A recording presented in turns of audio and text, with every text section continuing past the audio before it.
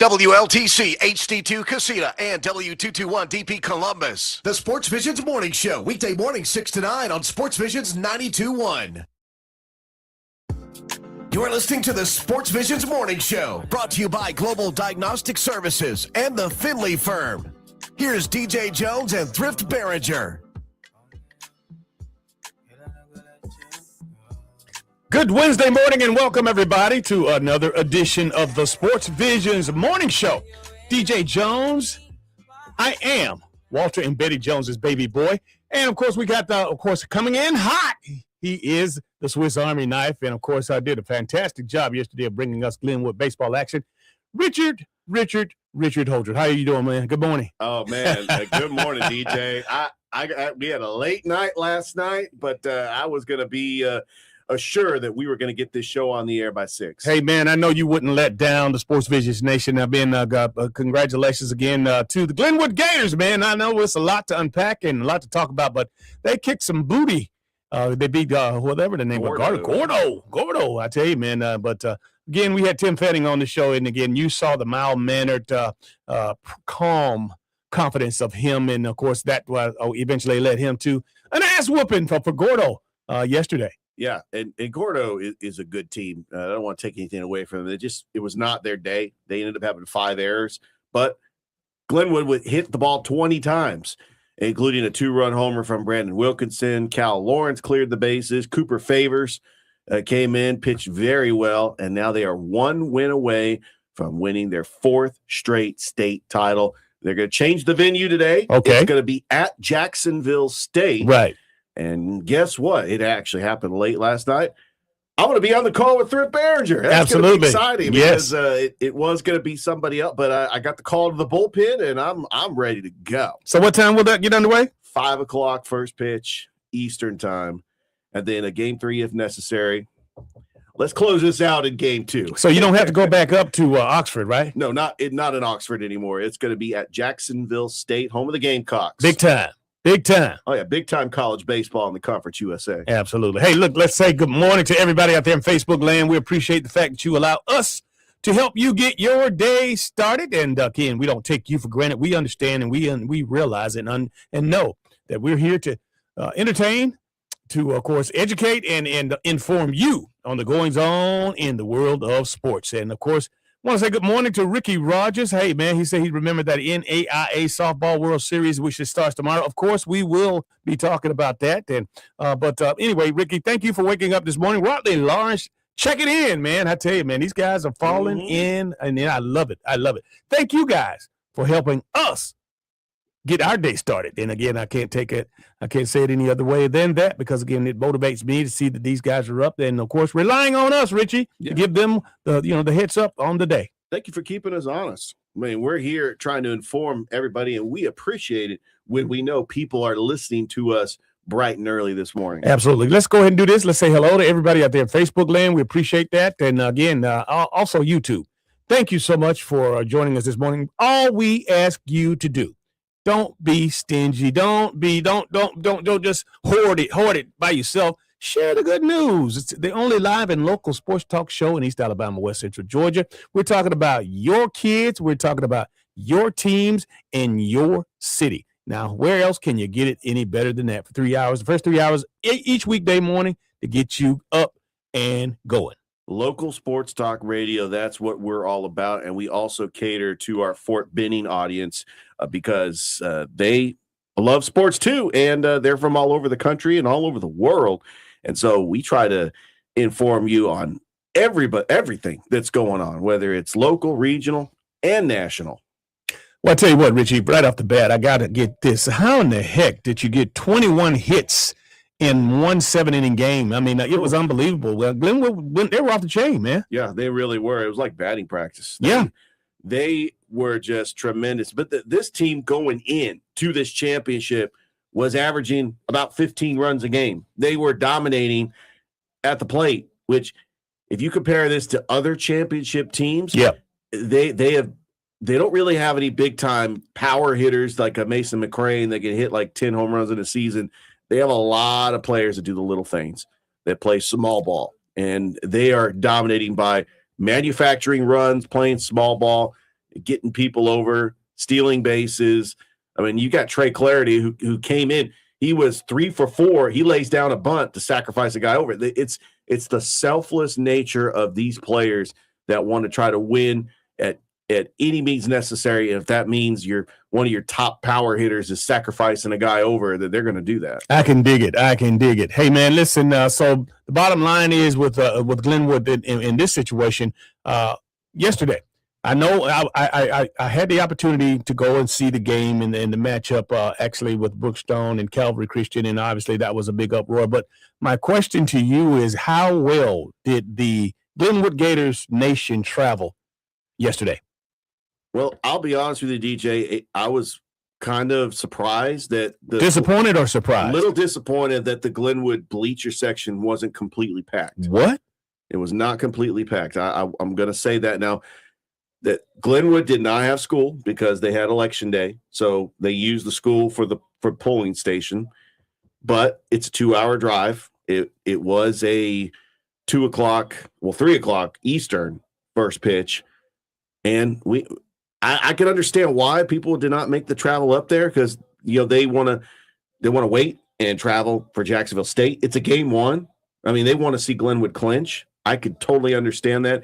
I expect a lot more fans to be at Jacksonville State today, and mainly for the reason is it was just game one. I think some Glenwood fans might save the travel and for that Jacksonville State game. I hope what you're saying is true. I just don't want them to get a little bit arrogant to thinking, hey, look, we got this, and then overlooking, knowing it, because again, yesterday could have been, it could have gotten. It got off to a great start. Thanks to the players and the team. But hey, look, man, got these kids need you in the stands. I know you've been there for them, ever since Little League. So again, and I know that it was of course at 3 o'clock in the afternoon is before most people get off work. But again, I just hope that again they get the people there, and because those kids have been getting that support all year long. And again, it ain't like playing in the swamp. They're gonna need those folks in the swamp to come up to Jacksonville, of course, to Jacksonville State University to help them hopefully punch the ticket for the next round. And I tell you what, Thrift and I were set up on the concourse right next to the press box. And to go up there, we had to go through a bunch of Gordo fans.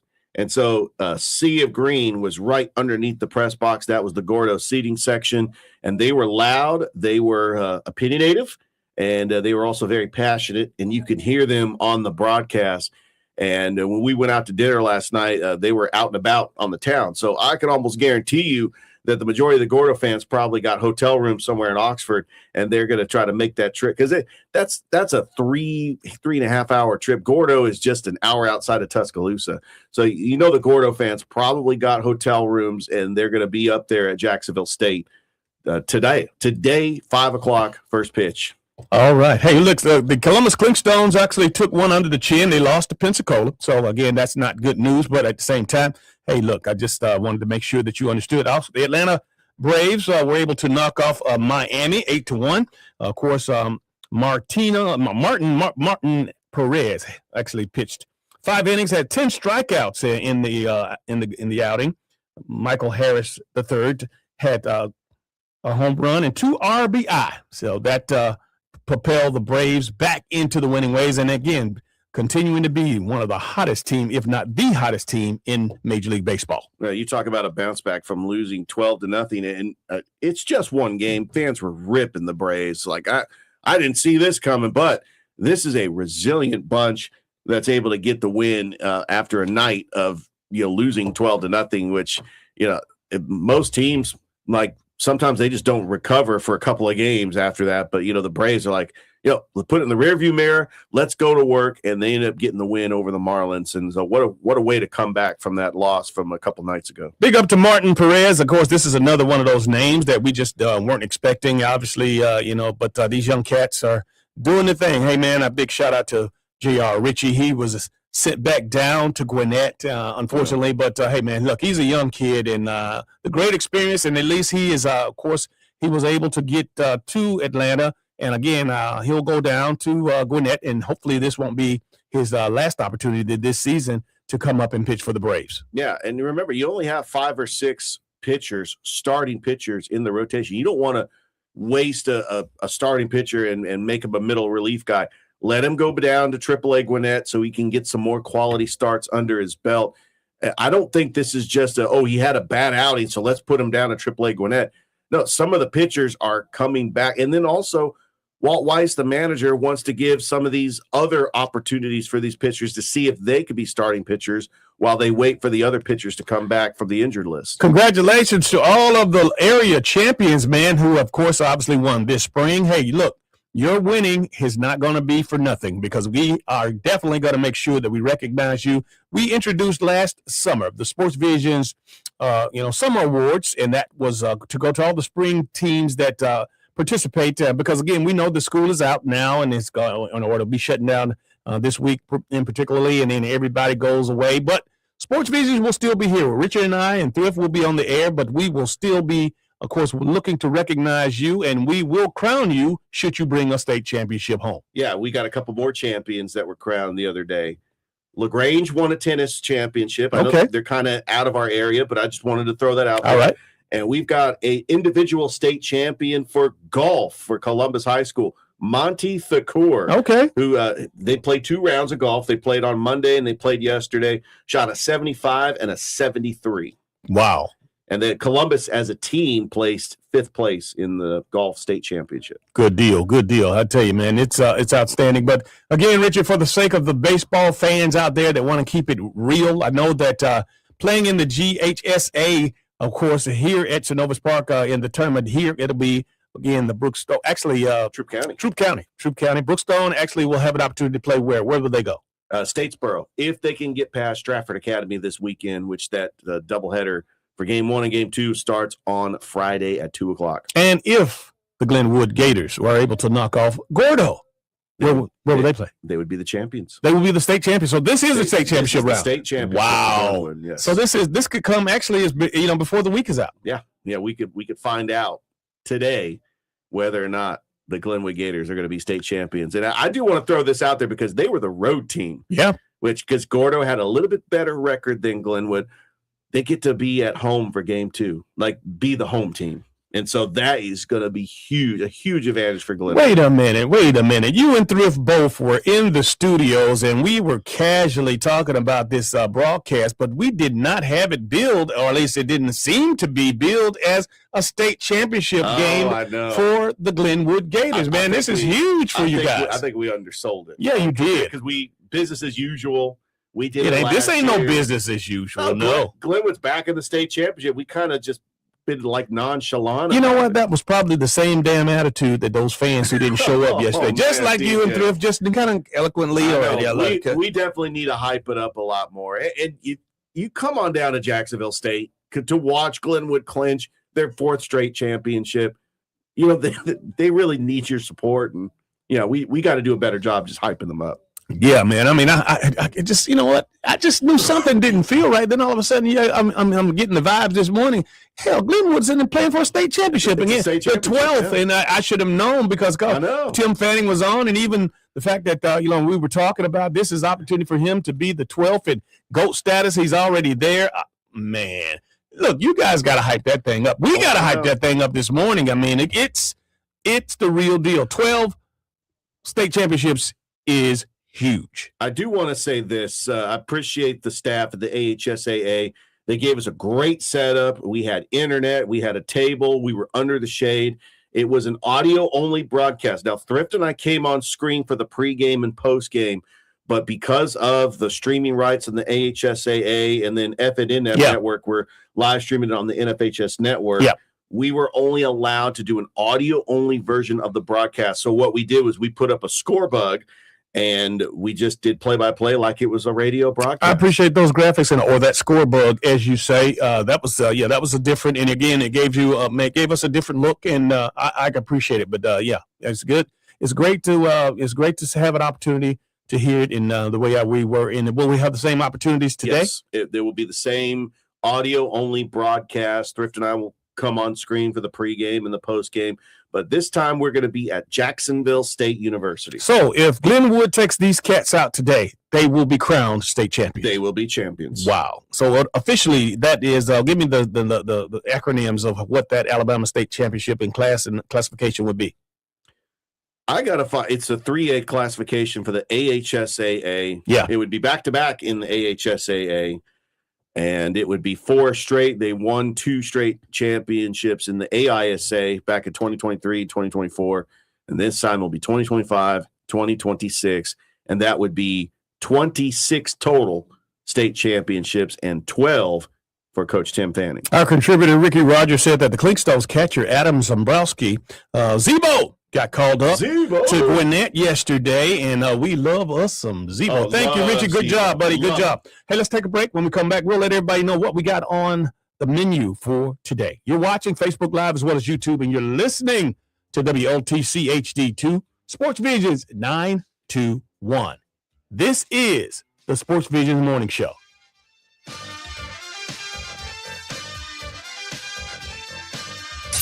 If it's local, it's on the Sports Visions Morning Show with former Georgia Bulldog DJ Jones and Thrift Barringer.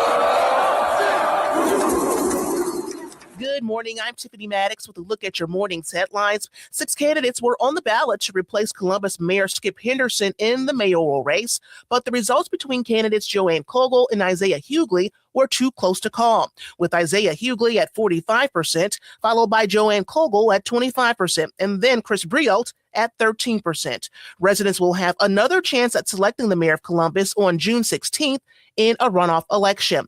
Meanwhile, 3 people in Atlanta have tested positive for the measles. 5 measles cases in Georgia have been reported this year, and the Department of Public Health staff is urging people to check their vaccination status and call a doctor if they develop any symptoms. And in national news, 2 teenagers are suspected of killing 3 people in Monday's shooting at San Diego's Islamic Center. According to the FBI, the 2 teens met online and shared a, quote, broad hatred toward different religions and races. For WRBL News 3, I'm Tiffany Maddox. Make it a great day. Good Wednesday morning. We are starting off mild and partly cloudy to start, with temperatures hovering right around 70 degrees. And throughout the morning, expect a mix of sun and clouds. And by the afternoon, more clouds than sun as those temperatures climb closer to 90. We may be seeing some isolated showers and storms this afternoon, and then tonight remaining partly cloudy with those lows falling in the upper 60s. Summertime weather pattern continues for the rest of the week, and we're tracking better rain chances arriving for Memorial Day weekend. To get the full story, visit sportsvisions921.com and click on the WRBL tab. Sports Visions 92.1. This hour brought to you in part by Gill's Auto Sales, now celebrating their 40th anniversary. Want to win a brand new Chevy Trax? Visit SonsChevrolet.com to register and get details. New location coming soon. Sons Chevrolet. Together, let's drive. The YMCA is just a starting line, for the true self blooms only when we find our purpose, what makes us tick below the surface. My why is diversity and unity, a safe space in my community, living with sincerity, giving every day my everything. With my why, I stand strong, seen and supported all along. It's a million faces in a mirror, and everyone belongs. Find your why. Learn more at ymca.org for a better us. My name is Corporal Bradley Joseph Seitz. Jerry Reed. Kate Weber. These are real veterans facing a real challenge. I have PTSD. And I have PTSD. I have PTSD. Post-traumatic stress disorder can happen to anyone. I was still in a war zone in my mind. But treatment can turn your life around. Treatment has really saved my life. To learn about PTSD and how treatment can help you, call your local VA medical center or visit ptsd.va.gov. This message is brought to you by the Armed Forces Vacation Club, a free membership travel hub for active duty military and veterans. The club provides a well-deserved escape during challenging times or post-deployments, or for cherished family moments. This exclusive travel club grants access to discounted 7-night resorts and savings on over 600,000 hotels, rental cars, and more. Discover the world for free at afbclub.com. While serving in Afghanistan, I was shot in the head by sniper fire. The fighting was so intense, the medevac chopper was barely able to land. I was given a 5% chance to live. I'm Adam Alexander, and I'm a veteran. Today, I visit classrooms and talk with kids about dealing with life's struggles. I tell them, with a little help and a lot of work, that you can overcome any challenge. DAV helps veterans like Adam get the benefits they've earned. They help more than 1 million veterans every year in life-changing ways. I know that some struggles are big and some are small, but they're all struggles, and you have to learn to get through them. With support from DAV, more veterans like me can live their best life. And as a new father, I have one more reason to keep on keeping on. My victory is being there for the next generation. Adam Alexander, may your victories inspire many more. Support more victories for veterans. Go to DAV.org.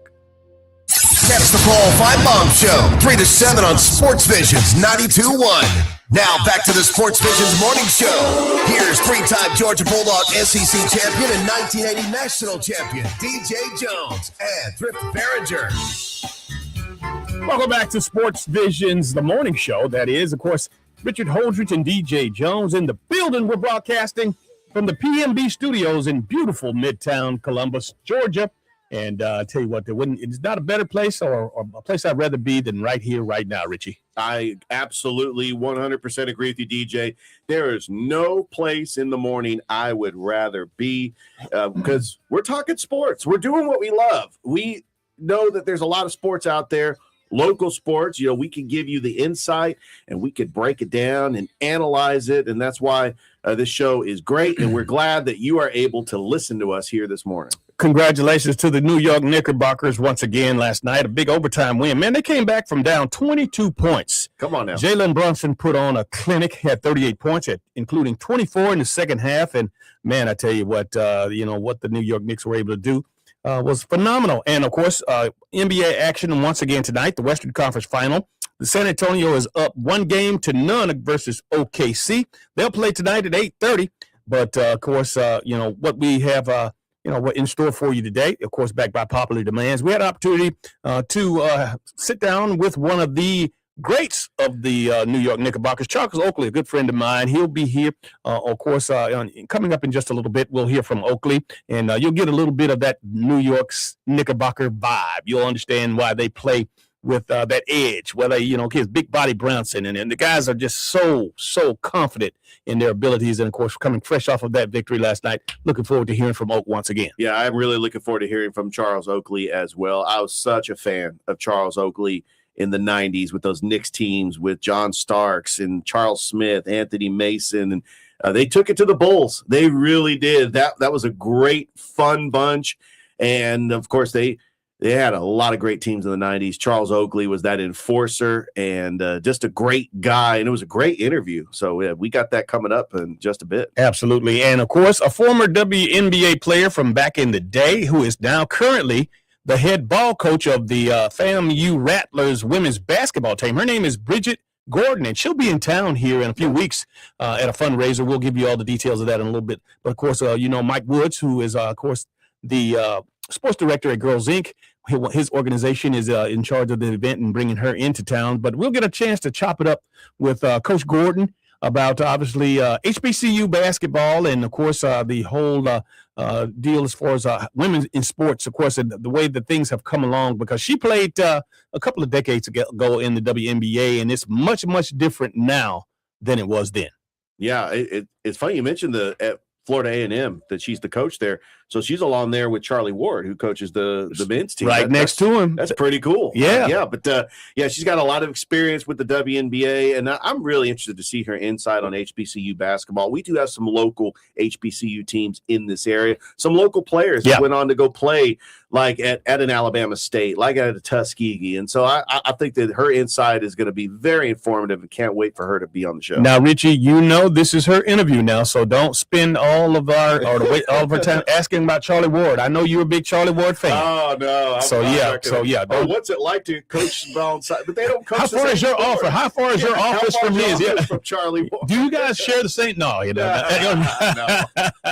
Yeah, but we're looking forward to having Bridgette Gordon, Coach Gordon from FAMU. And again, this is a treat. We got a state champion, man, who hadn't been a state champion in a while. But Javion Fluelen, Coach Fluelen, the track and field coach at Shaw High School. They just fresh off of a state championship, and looking forward to introducing him to the Sportsvisions Nation. Yeah, I love Coach Fluelen. They did it. The Shaw girls state champions first Shaw State championship since the baseball team won in 2001 from the legendary coach Charles Flowers. And we talked to him a couple of days ago, and Shaw's got another signing day today. I mean, these track stars, they're getting offers at other colleges and going off and once they graduate. So yeah, Coach Fluelen, he's a state champion, and he's coming on the show. We're so happy and proud to have him on. And again, he sounds so excited when we were talking yesterday and we were booking the interview. And but looking forward, like I said, once again to finding out, because again, here's a name that this is a state champion, so we want to know, where he's from, if he's from here, wherever he's from, and again, who were some of the people that poured into him to give him the opportunity to coach at Shaw, and of course, much less win a state championship. Yeah, no doubt. I love track and field. I ran cross country in high school, but I did not run track because that was during baseball season. But a lot of track athletes are multi-sport athletes. They are playing football. They're playing soccer. Sometimes you can actually mix and match that. And they faced the adversity because Kinnett Stadium was being renovated. Right. So they didn't really have a home stadium to go run some track practices. So they were kind of, had a disadvantage there, but they were able to get the job done, and they won in a pretty decent size from I think George Washington Booker T. Washington was the team that finished in second place, and their score it wasn't even close. They knew they were state champions, and they broke a lot of school records, especially in those relay events and those the 100, the 200. And so, yeah, we're excited that Coach Fluelen is going to be here on the Sportsvisions Morning Show to talk about it all. You said that you ran cross country, man. You and Coach Corey Black, you guys are gluttons for punishment, man. I mean, that distance running is, oh my God, it's hard. It's tough. It's tough. Especially we had some, my favorite cross country meets were when we went to a high school and ran around the track 8 times, because we actually went to some meets where we were in the mountains and going through those hills. That was very challenging. Yeah, absolutely. Now, getting back to, of course, Bridgette Gordon, the head basketball coach at FAMU. Of course, she'll be in town on behalf of No Approval, and of course, this is an organization that Mike Woods and his son have a part of, and there'll be Pressure Makes Diamonds, a championship mindset, and that, of course, with Bridgette Gordon, and of course, she'll talk about her trials and tribulations in her climb to stardom in athletes. And again, everybody has some ups and downs. Everybody has peaks and valleys, and she has indeed a tremendous story. That will be Thursday, June the 4th, 2026. And of course, yours truly, I will be hosting the event. And of course, we'll have some other special guests. Dan Olson, who is the national girls basketball recruiting expert, he'll be on hand, as well as Chester Nichols, an assistant basketball coach at the University of Alabama. And so this is a star-studded event that, of course, is brought to you by No Approval. Again, Mike Woods, who he and his son will be, of course, spearheading this event. So looking forward to that. Yeah. And that's, again, on that's Thursday, June the 4th, 6 p.m. And, again, as far as the venue, we'll be mentioning that to you here in the next day or so.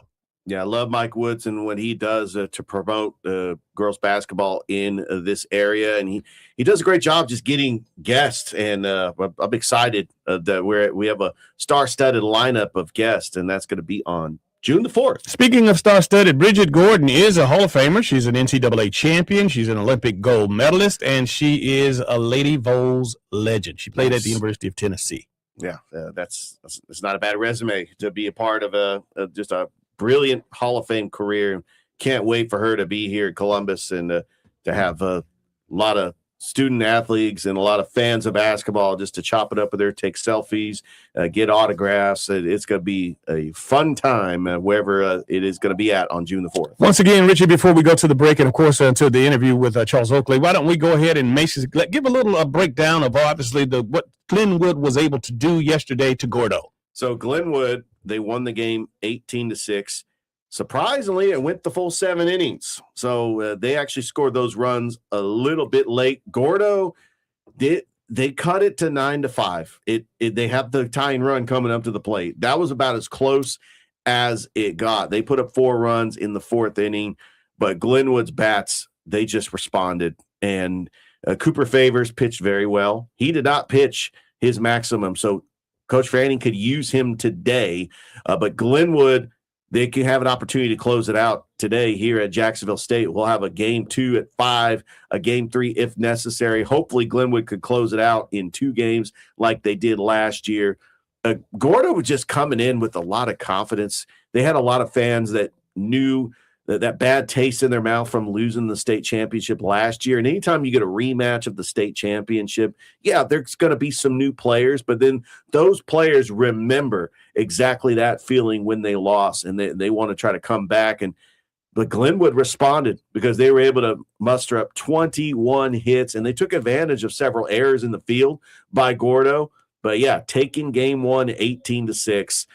And they are 1 win away from winning their 4th straight state championship. And you guys are 1 call away from, of course, broadcasting the 12th state championship of the Glenwood Gators. And you guys will do that today, right? That we will do that today. And this will be the 4th year that we will be calling a Glenwood state championship. 2023 and 2024, Thrift and I were in Montgomery.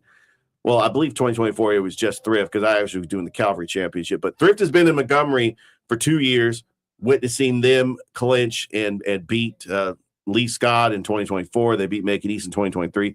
Last year, I was actually at Oxford for game 1. Thrift was at Jacksonville State for game 2. So he got to witness Glenwood win their 3rd straight. And then this year, we have an opportunity to see Glenwood win their 4th straight.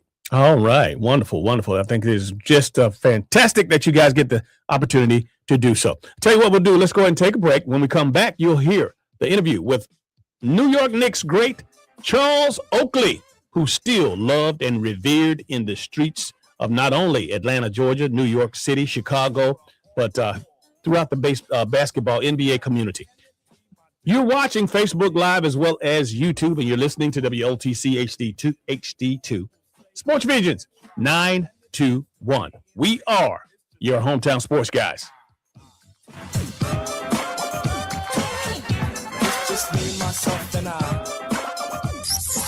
Stay tuned. More local and national sports coverage next on the Sportsvisions Morning Show. Sportsvisions 92.1. Sons Chevrolet is moving to our brand new home on Woodley Boulevard, and we're celebrating with a grand opening giveaway you don't want to miss. Register now for a chance to win a brand new 2026 Chevrolet Trax, plus oil changes for life. Register online before June 20th. Join us for the ribbon cutting on June 18th and the grand opening event leading up to the big drawing on June 20th at 5 p.m. Eastern. No purchase necessary. Visit SonsChevy.com to enter and get all the details today. Sons Chevrolet. Together, let's drive. And Doug. There's nowhere I wouldn't go to help someone customize and save on car insurance with Liberty Mutual, even if it means sitting front row at a comedy show. Hey, everyone, check out this guy and his bird. What is this, your first date? Oh, no. We help people customize and save on car insurance with Liberty Mutual together. We're married. Me to a human, him to a bird. Yeah, the bird looks out of your league anyways. Get a quote at libertymutual.com or with your local agent. Liberty, liberty, liberty, liberty. AA made all the difference in my life. I noticed that most of the goals I had as a kid were slipping by. I didn't feel like the person I hoped to be. After all those years of drinking, I really didn't know myself. When I was out there drinking, I was always looking for the next great party to make me feel all right. With AA, I found a better way to life. And I feel good in my everyday life, even without a drink in my hand. Visit AA.org for more information and download the Meeting Guide app to find a meeting near you. Sepsis kills more than 258,000 Americans every year, and the number of people getting sepsis is rising. Anyone can get sepsis, but those who are older or chronically ill are even at higher risk. You can reduce your risk of developing sepsis by getting your flu and pneumonia shots, practicing good hygiene, getting immediate care if you develop signs of an infection. Every minute counts when it comes to sepsis treatment. The sooner you get treatment, the better the outcome. Sepsis is a medical emergency. Help stomp out sepsis. Sepsis.org. Serving in Afghanistan, I was shot in the head by sniper fire. I was given a 5% chance to live. I'm Adam Alexander, and I'm a veteran. Today, I visit classrooms and share my story. I tell kids that with a little help and a lot of work, that you can overcome any challenge. DAV helps veterans like Adam get the benefits they've earned. They help more than 1 million veterans every year. My victory is being there for the next generation. Support more victories for veterans. Go to DAV.org. Hey, it's Dan Patrick. Thanks for waking up with the Sportsvisions morning show. Let's get back to DJ and Thrift on Sportsvisions 92.1. Special guest, of course, coming up just in a little bit. Let's go ahead and bring him up right now. His name is Charles Oakley, and he is a legend from the NBA with a lot of folks out there with mad love for him. Good morning. How you doing, man? Good morning. How y'all guys doing? Really, really well, Charles. Really, really well, man. Looking forward to it. A lot of folks here and around the Chattahoochee Valley are excited to have you on this morning just to chop it up a little bit, man. But just wanted to catch up with you, man. I know we had some wonderful times back in the early 90s when you were with the New York Knickerbockers. I was sharing with folks earlier about how much you took care of me and obviously made sure that I had a nice seat behind the Knicks bench. And, of course, the mad love that the folks in New York had for you, as well as the folks in Chicago, man. Everywhere you go, you're revered. Why do you think so, Charles? Well, I guess, everybody always says the body of work. It's the person. It's what they see with their eyes when they come to the game and what they see, hear, read about, the consistency. And that's what I was about, being consistent with it, no matter how my skill level was. But you got to be real with people. You got to understand what's going on around you. And I was taught that early. Listen, think about what these people are saying, do what you have to do. I know that you came from humble beginnings, and, it wasn't easy for you, but the bottom line was you took advantage of everything that came your way. You got mad love. Everybody that played with you had mad love for you, man. It was just something that, it's hard to explain, but I'm glad I got you here to help people out there, because there's some young people that are listening out there. I don't know if you came up, in a situation where maybe you weren't as talented. I think you might have been always the biggest and the strongest around, but talk to us a little bit about how you came up and how you were able to transition from high school to college and into the pros. Well, like I said, it's always about work and knowing your details. And I think that's, growing up around my grandparents, my mother, my sisters and brother. My father passed when I was like 9 years old. So, but it was still that they gonna sure that you understand what you're supposed to do when you leave home and you're around people. And then the main thing is just work. And like I said, listen, but just some more details. I was real into details, and whatever I did, like my grandfather, when he had a crop, when he had to go out to the field and get stuff, just work. I never just been lazy. I've been a worker, and that's how in basketball and football, whatever. Stuff is about work and get better. My skill level wasn't the best, but I worked. To people, when they saw me, they didn't know what my skill level was. All they knew they had a motor, and when you get that motor, and people see that motor over and over, they start to respect you. Charles Oakley is our guest this morning on the Sportsvisions morning show, and of course, Charles, you were the original enforcer for Michael Jordan with the Chicago Bulls. What was that first meeting like? Oh, man, I was a rookie, just top 10 from a historic black college, Virginia Union. I just left that other day. And it was special. Michael was Michael, playing with D. Smith. Good thing about it, my college coach knew D. Smith, and he said he learned a lot from him. But when I got to Chicago, it was just different.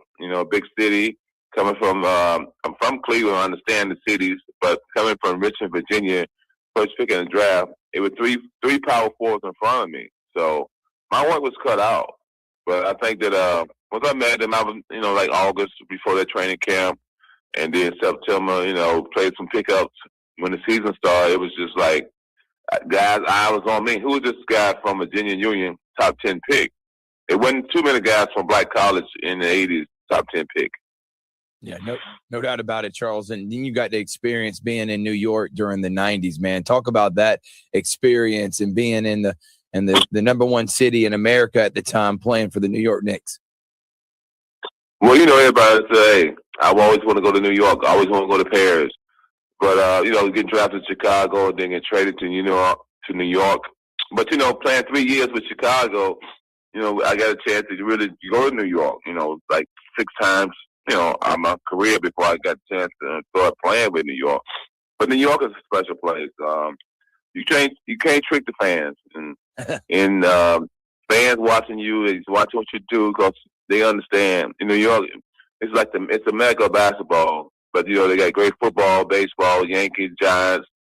But when you come to New York, you got to bring your hard hat. And they saw that, when I started playing, they probably saw me in Chicago that this guy have a hard hat. And I just kept working, and just doing what I supposed to do every night, play hard, and can't win on the battles, but they want to see effort. And once you put the effort in, and they see you, and playing 10 years in a place like New York, they saw all that every night, and that's why consistency, and I guess they like me. Oak, I tell you, I was sharing with the folks prior to you coming on the show how obviously you were beloved and all over the country. We ended up, you retired in Atlanta. We hung out in Atlanta. People, old, young, black, white, rich, poor. It didn't matter who it was. People had mad love for you, and they knew you and they respected you. And I was saying, this side of a high scorer or a high flying dunker, I'd never seen anything like that before. But the love and respect, the passion that people have for you is genuine. I mean, from Las Vegas to New York City, it's amazing. I know that, and it's still the same right now when people see you. They know your face, and I don't know many players outside of Hall of Famers that have this much love. Yeah. Yeah, I get a lot of that now, especially, me and my wife is, she's on Housewife now. I'm getting more. She said, I'm making your late career at a high level. I'm making people like you more. I said, well, I don't know if they like me more. I'm meeting more people who really like me from the get go. But no, it's amazing, D. They still be, let me take a picture, let me do this, do that. Now it's more pictures than autographs, but at least they saying, hey, they want something. So that's the most important thing. They still recognize me, but you got to know how to deal with people. I love people because my charity, the Oakley Foundation, we feed a lot of people every year for the last 20-some years. So I ain't got to like it to other people too, besides just people who like basketball. I got to tell everybody out there, this guy can cook, and he can cook like no other. Man, when did you start cooking? Man, you know me, I'm real picky. So, I started cooking my first year in the league. I started with the small stuff. And see, I went to historic black college, so we didn't have no hot plates, refrigerators in our room. So basically, you'll be amazed. I ate the food at Virginia Union for about 4 years, 60% of the time. So that was good for me, because me, I'm real picky. So, but no, it was just one of them things. I was single most of my life.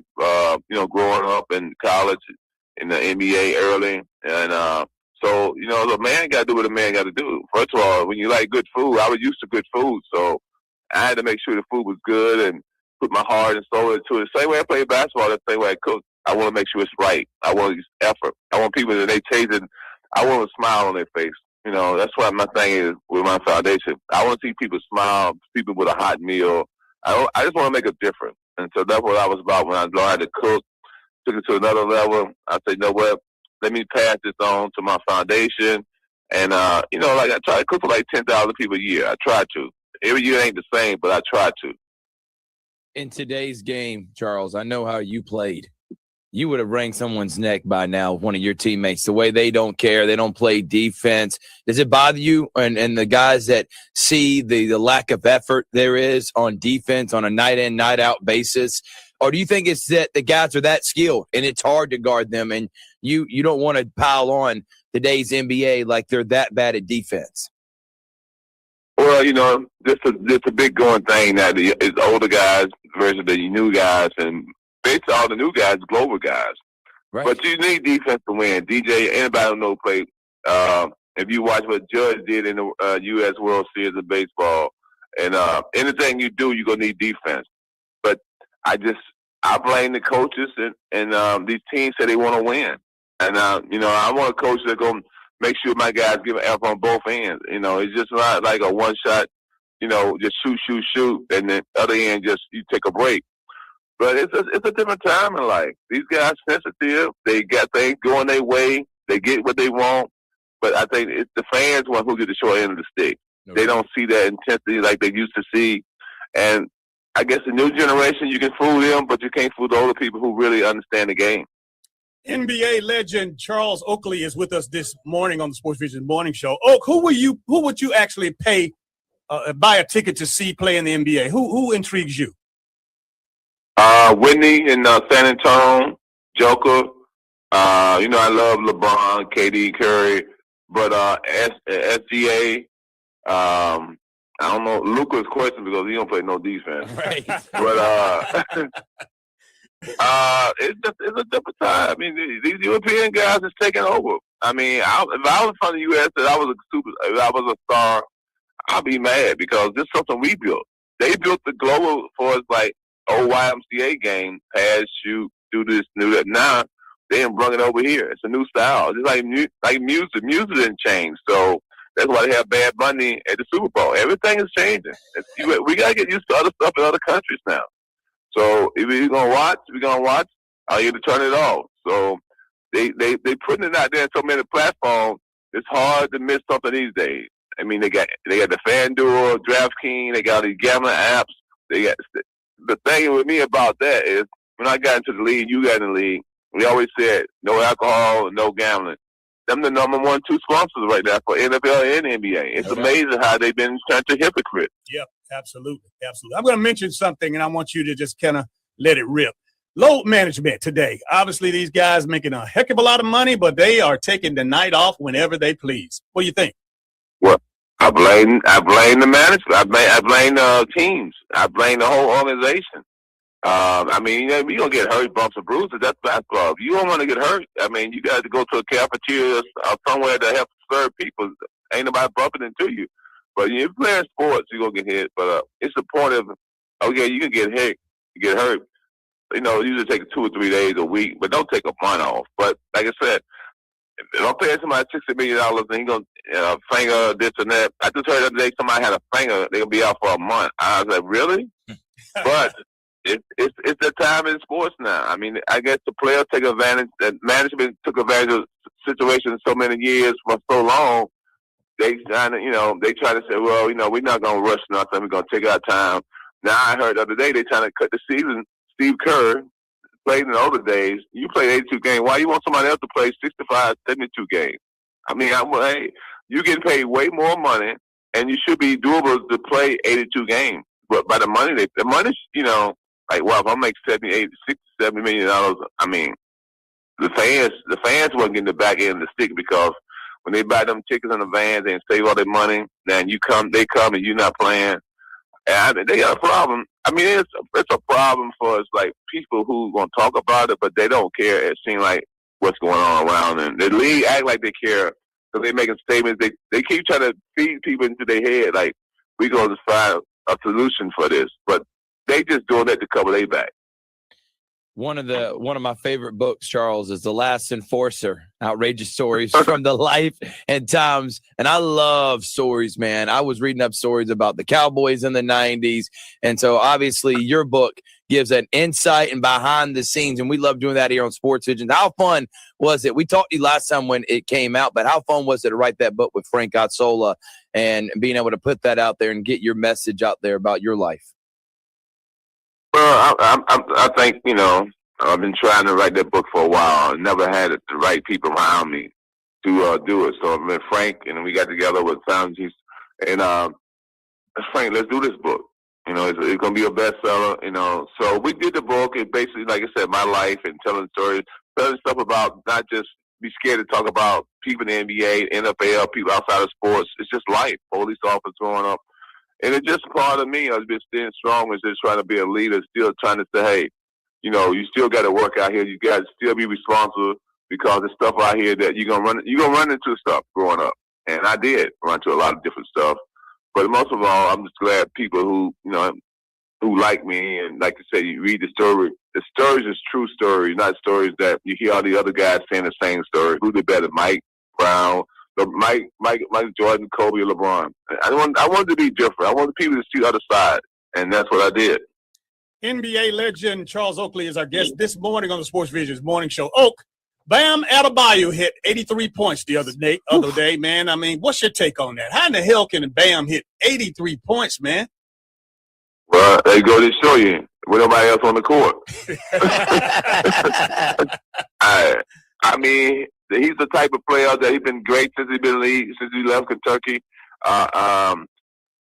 Even, just a solid guy. I mean, I think on a good team, he'll be the third option.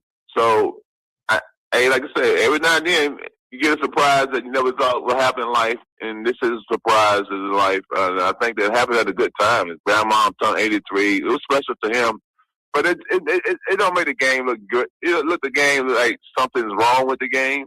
I mean, I played, like I said, 18 years. I mean, I think he's a better athlete than me. I'm a better scorer. I think my motor's different than his motor because the way he get paid like a number one or number two. And I think, last year in the playoffs, this and that, he's trying to lay back too much. He got to be more aggressive. So if he was aggressive every single night, seem like, the Bill getting to myself, oh, he had 83 people up. They can respect that, but they don't see this consistency in his game. How he 83? Why LeBron? Why Curry never got 60, 80? You know what I'm saying? It's gonna be a conversation, but hey, I guess he had it going that night. He turned it up high, and like I said, he playing one of the worst teams in the league. It can happen. I mean, more power to him. I know he's gonna get a lot of slack about it, but that's something he can always remember. His family and something. I was surprised because of what Miami stands for, Pat Riley, Eric Spoelstra, and the whole organization, that they allowed him to keep playing after 2 or 3 minutes. But like I said, things can change. It's all about the individual, and like I said, management went for it. So, like I said, when stuff happens, you can blame management. So they must wanted it to happen. They left him in the game. Oak, I know that you have a lot of respect for, when we talk about Ice Cube and the Big Three, and you were one of the faces of Big Three. What's that situation, and what's the standing now currently? It's still going. Next year, they cut back from 12 to 18. I was one of the guys. So they took the 4 oldest coaches and the 4 youngest coaches, and I got called right at 10 and 11. So, but now it's still going forward. Ice Cube, they're doing a good job trying to create jobs for other guys who play the league. The fans get a chance to see. I just don't like the guys trying to take advantage of the situation sometimes, not being professional. So that's what I saw where I was coaching. But I tried to keep it real and keep it like, hey, it's still a job. I know, this guy gave you opportunity. Don't take advantage of it. Show people that you got a high IQ because people are always watching you. So we'll see what happens. But, yeah, this is the ninth season coming up. I know you're a big football fan, and I know what in Atlanta with Michael Penix and Tua Tagovailoa. What's your think? What do you think Atlanta needs to do, man, to get it turned around? Trade both of them and get a quarterback. Atlanta just like Atlanta's one of them teams that, I know in basketball what they've done over the last 8-10 years of 500 team get to the playoff. They got to the Eastern Conference Finals, but the Falcons, after you lose that game up 25 points in Super Bowl, they're gonna be hunting the rest of their life from that loss. They just can't get it right now. I mean, you're trying to bring these quarterbacks in here. You bring Cousins in here. Know his mobility wasn't that good. You draft a left-handed guy. He had 3 or 4 injuries in college. I mean, and the NFL is going to expose you. So expose him early. He's been hurt twice in 2 years. Tua is just too small. He won, like I say, he 1 hit away from being out the league. So they not moving. I don't know where they're moving, but they ain't moving furniture, and they not moving forward. So they moving in quicksand. So I suppose that is. But their defense is, been their bread and butter. They got great players on the team. I guess the leadership that they missing. They got great running back. They got receivers. They got tight end. It just seems like they just can't get over the hump since that Super Bowl. I know that Atlanta's near dear to your heart. You spend a lot of time there. You have a home there. Now, what about our NBA basketball team? What is it going to take to get our Atlanta Hawks to the NBA playoffs? Oh, they don't make the playoff. They didn't make the trade with Trey. They got Jalen. They just got what's the name of the trade from Washington, McCullough, and someone else. Yeah. And they playing solid ball. I think they're on winning streak. 8 or 9 games in a row. Yeah, 10 games. 10 games now. Yeah. So they playing. I guess the coach system. Like I said, this is this real good full year, and sometimes you got to trade a superstar and get more commitment from other guys. So I think Trey wore himself out in Atlanta. He was the smaller guys, getting all the shots, getting all the height, and wasn't moving the needle. He did it 1 year, but after he got hurt, seemed like the team just was in the quicksand. But I think that they playing better now. It seems like they gelling. And I think that, late in the season, they say you're playing good late in the season, a good thing going towards the playoffs. So if they can keep it up, they might make it in the top 6. I know they was like number 10, 11 in the play-in, but they really don't seem like things is coming together for them. But we had to see in the playoffs. Oak, finally, I know that you went to an HBC, Virginia Union, and it worked out for you. And that was a different time. That was a long, long time ago. But today, with all of this NIL and transfer portal, I think, and I want you to lead by giving some words of inspiration to the parents, to the coaches, to the administrators, to the student athletes about considering HBCUs today. Well, I mean, like I said, I just had a gala at Virginia Union. They honored me. But I think it's a big difference now. I think that hurt. The NIL is hurting the smaller black college schools now than ever. When I played some years past, we had great athletes coming there, guys who could make a difference and then getting scholarships. Guys now, you're getting this, a lot of guys getting scholarships, but they're not making a difference. And the program not growing. That's why Virginia Union been successful. It's been growing, even though the players, when I was there, the players made it, but it seems like lately the talent's not there. So they got to find another resource how to grow the universities by raising money. Got people speaking about it, putting teams together. But it's getting kind of bad because, like I said, these guys, the small school don't have money to give, number one. I mean, number two is the talent not going there. Now they go into big schools in 1 year and done. And one and done is, a lot of guys is moving around getting the money. So anytime you see a team start to develop or grow, you got other teams, other schools come and take the players. For me, going forward, Virginia Union, I think they got a great president, Dr. Lucas, who know how to work, energy. He's young, so he can get out here and go into these different corporations and presentation that what he can, he's trying to do right now is he's trying to build a gym. And the gym's from one side of the street to the other side, so from the basketball gym to the football field. And that's his goal is. So now he's trying to do that. And I see the energy behind that. But it's a loss for, I think, Deion left. We get other guys coaching black college football, this or that. But I think Deion did a big thing when he went to Jackson State. But it's just, he had a name. A lot of these schools don't have names. So it was hot for a minute. I don't know what Jackson State doing now. But I think Virginia Union is trying to build like what it had. But I think it's just, like you say, NIL, but it's not in the black history of black college. Not that I know of. Okay, I want to thank you for waking up with the Sports Visions morning show this morning, man. Listen, you have a great rest of your day. We certainly appreciate you. Thanks, Oak. All right, dude. Thank y'all, guys.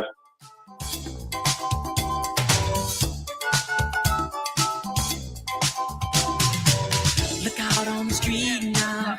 The party's just beginning. Hey, it's Dan Patrick. Thanks for making us your home for local, regional, national sports talk in the Chattahoochee Valley.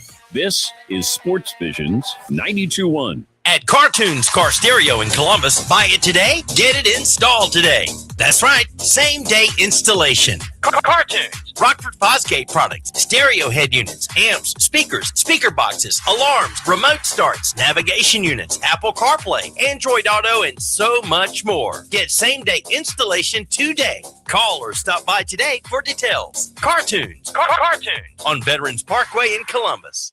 Do you want to save money on your next flight? Then pick up the phone and call. That's right, call. Because the best prices are not online. They're with SmartFares. See, SmartFares has special deals with the airlines. When they have unsold seats, they use SmartFares to fill them. So you get airline tickets at crazy low prices. They have access to great prices and discounts at over 500 different airlines. Plus 300,000 hotels and rental car companies. Their prices are too low to publish online. With the extra money you'll save, you can book another trip or treat yourself to dinner or shopping. So stop searching all of those travel sites to find the lowest price on your next flight. Let one of our SmartFares expert travel agents find the best price for you. Call SmartFares today and get ready to see the world with a fat wallet. 800-871-3291. 800-871-3291. 3291. 800-871-3291. That's 800-871-3291. Something new is coming to Synovus Park. May 26th through the 31st, the Clinkstones host the Biloxi Shuckers. Saturday, the Clinkstones become the Scramble Dogs, celebrating a Columbus tradition, and the first 1,000 fans get a Scramble Dogs hat from Eagle Christian Tours. The rest of the series features 80s night with post-game fireworks presented by Lazy Boy, a Realtree camo trucker hat giveaway, a camo jersey auction presented by Realtree on Thursday, along with $3 domestic specials. Get your tickets today at clinkstones.com. Wendy's new Biggie Deals lets you choose whatever you're in the mood for. It's like a music mixing board of deals, and you're the producer. Go with some chill folk music with a JBC in the $4 Biggie Bite snack. Try the drum and bass of deals with a double stack and a $6 Biggie bag. Or go full-on sandwich symphony with an $8 Biggie bundle, the grand finale of snacking. And the best part? They all come with napkins. $4, $6, and $8 Biggie Deals how you want them at Wendy's. Price and participation may vary. Single items at regular price. Prices may be higher in Alaska, California, and Hawaii. WLTC HD2 Casita and W221DP Columbus. You're listening to the Sports Visions Morning Show. Sports Visions 92.1. The Herd with Colin Cowherd. 12 to 3 on Sports Visions 92.1. Now back to the Sports Visions Morning Show. Here's Carver Tigers legend DJ Jones and Thrift Behringer. Welcome back to the Sports Visions Morning Show. It's Hump Day. Happy Wednesday to everybody out there. It's a great day for a great day. Hey, big shout outs to my main man, Charles Oakley, former New York Knickerbocker, fresh off of the big victory last night. Jalen Big Body Brunson. You know, he had the opportunity to hit 24 points in the second half, ended up with 38 points overall, of course, leading the Knicks to a game one victory in the Eastern Conference playoffs against the Cavaliers. Man, you know, Oakley is still, man, I tell you, he's beloved. You know, I've been, you know, and that's the pleasure of being a former professional athlete. It doesn't matter if you play football, baseball, basketball. You know, Atlanta's a melting pot of former and current players, and it's a fraternity. I mean, once upon a time, I don't know what it is like now. I hadn't lived up there many years, but once upon a time, you know, we would, you know, work out together. We would club together. We would, you know, we would hang out together. But you know, and it was just a nice fraternity amongst professional athletes, and it was a good time. And that's how I got to know Oakley, and of course, my travels and work in New York City. Having the opportunity to go over to Madison Square Gardens and sit right behind the Knicks bench, man, I tell you what, it was that was high cotton. How close were you to Spike Lee? Well, I was right across the bench because, you know, Spike Lee in Madison Square Garden, he sits directly across the court from the Knicks bench, but Oak would always make sure that I had a seat right behind the team, awesome. And that was awesome, man. I tell you, I pinch myself right now just thinking about, hey, here's another guy that, you know, you talk about that brotherhood and you talk about that fraternity of former professional athletes. This is my good friend and partner. His name is Terrance Mathis. You probably know him. He was the former Pro Bowl receiver, one of the Atlanta Falcons greats. Good morning. How you doing, Terrance? Man, good morning. How are you? Wonderful, buddy. Wonderful, man. Congratulations on the new gig, and I'm gonna make sure that we cover that in just a little bit. But congratulations. But Terrance, obviously right now, being one of the former Atlanta Falcon greats, and I know that there's some people out there that know you, but I got a new show here that obviously that's in a new audience. I want to make sure that they know you not only professionally, but they will get to know you personally through being a part of the Sports Visions Nation. Well, excuse me, man. It's an honor to be here. Always good. Get a chance to see you is great, man. Just to chop it up a little bit, you know, at the end of the day, you know, the Falcons helped make my career. It was a great time.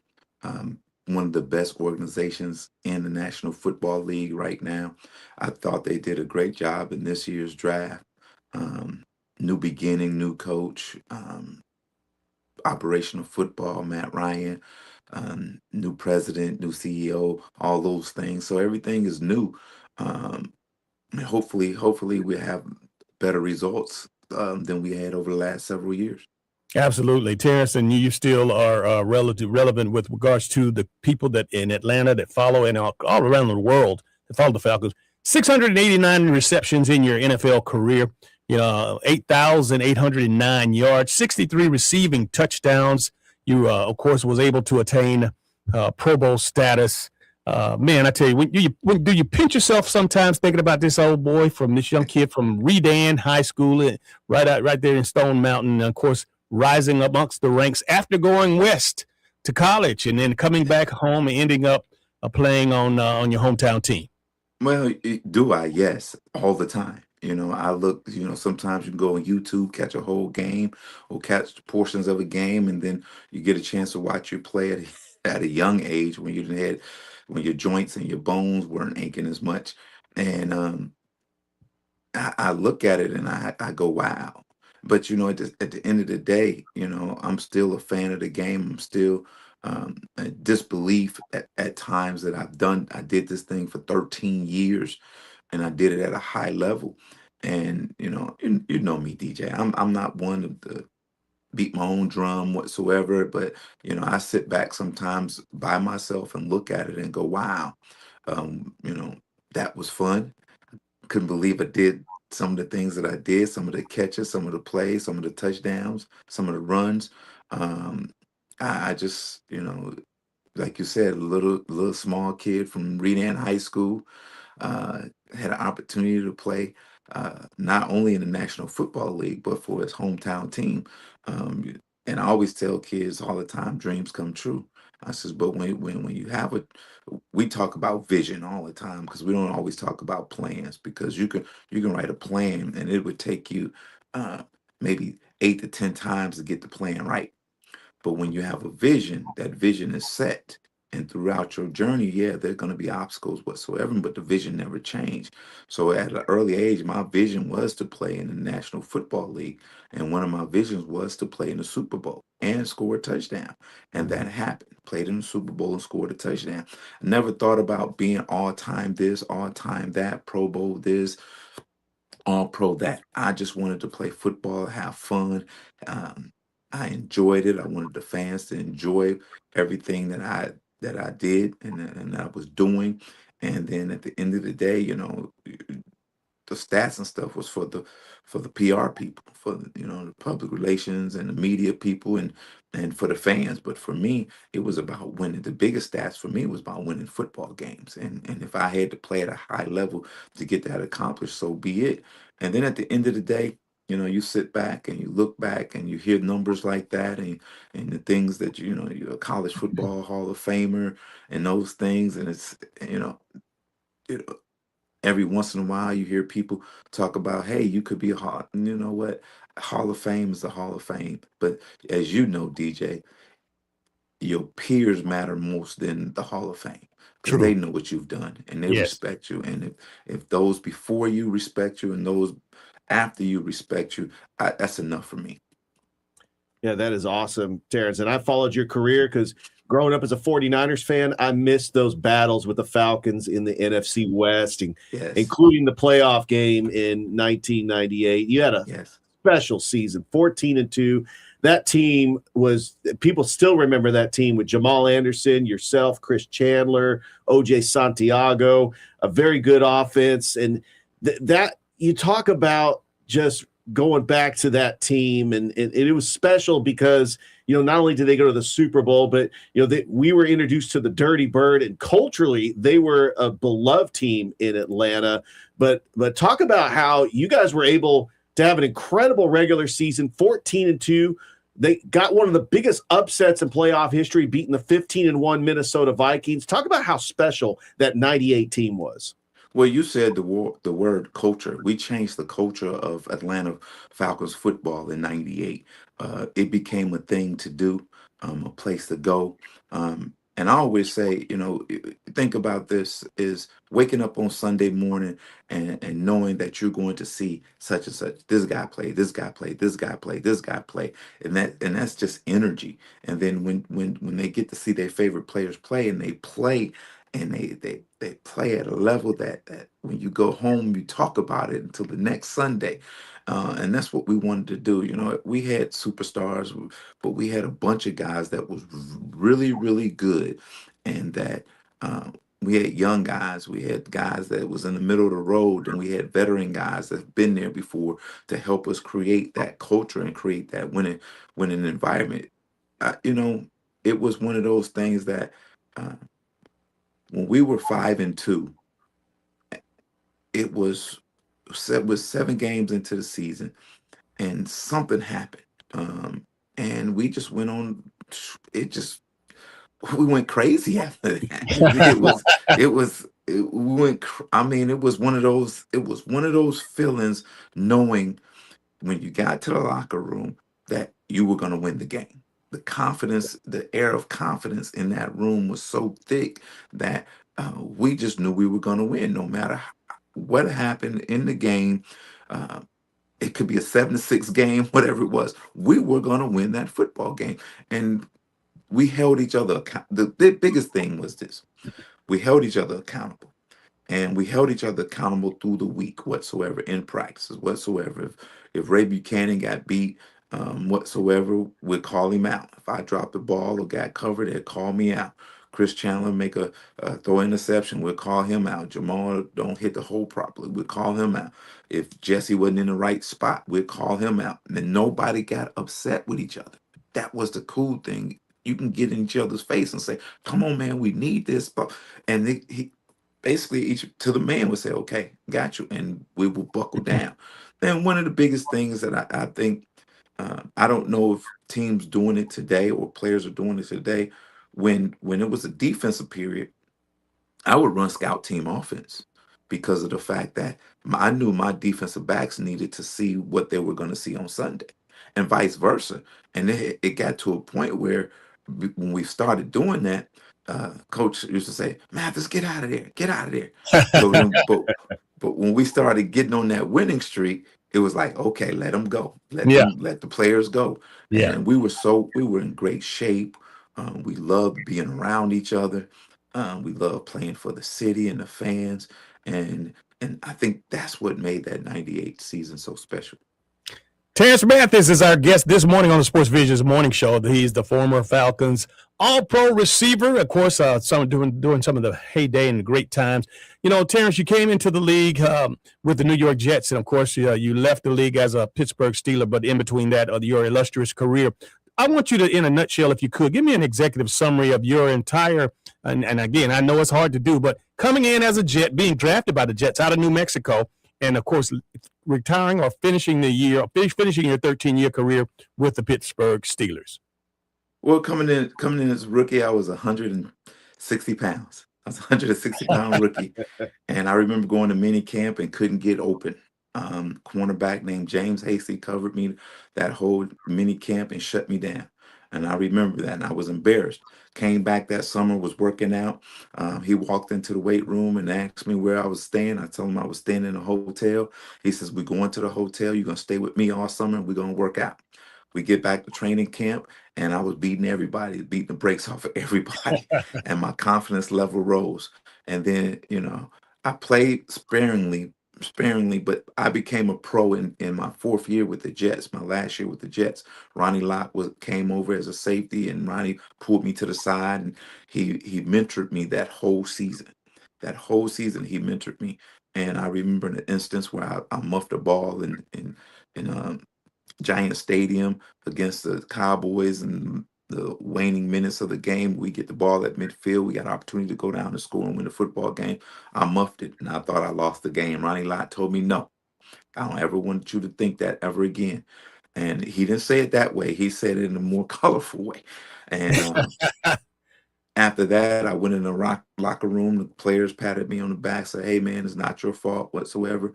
After that, I wanted the ball every play, no matter the situation whatsoever. So then when I came over to the Falcons, I remember as a free agent traveling places, other teams whatsoever, and I remember the Falcons calling me, and I says, "I tell you what, I would not take another trip if you if you put an offer on the table."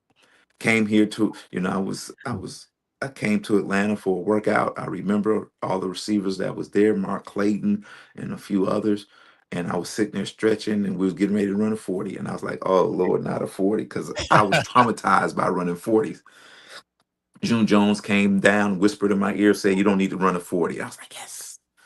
I caught about 8 to 10 balls, went in, looked at doctors, met with me. I met with June on the board, and I got to the airport, and I this is gonna make you laugh. I got to the airport, and my beeper went off.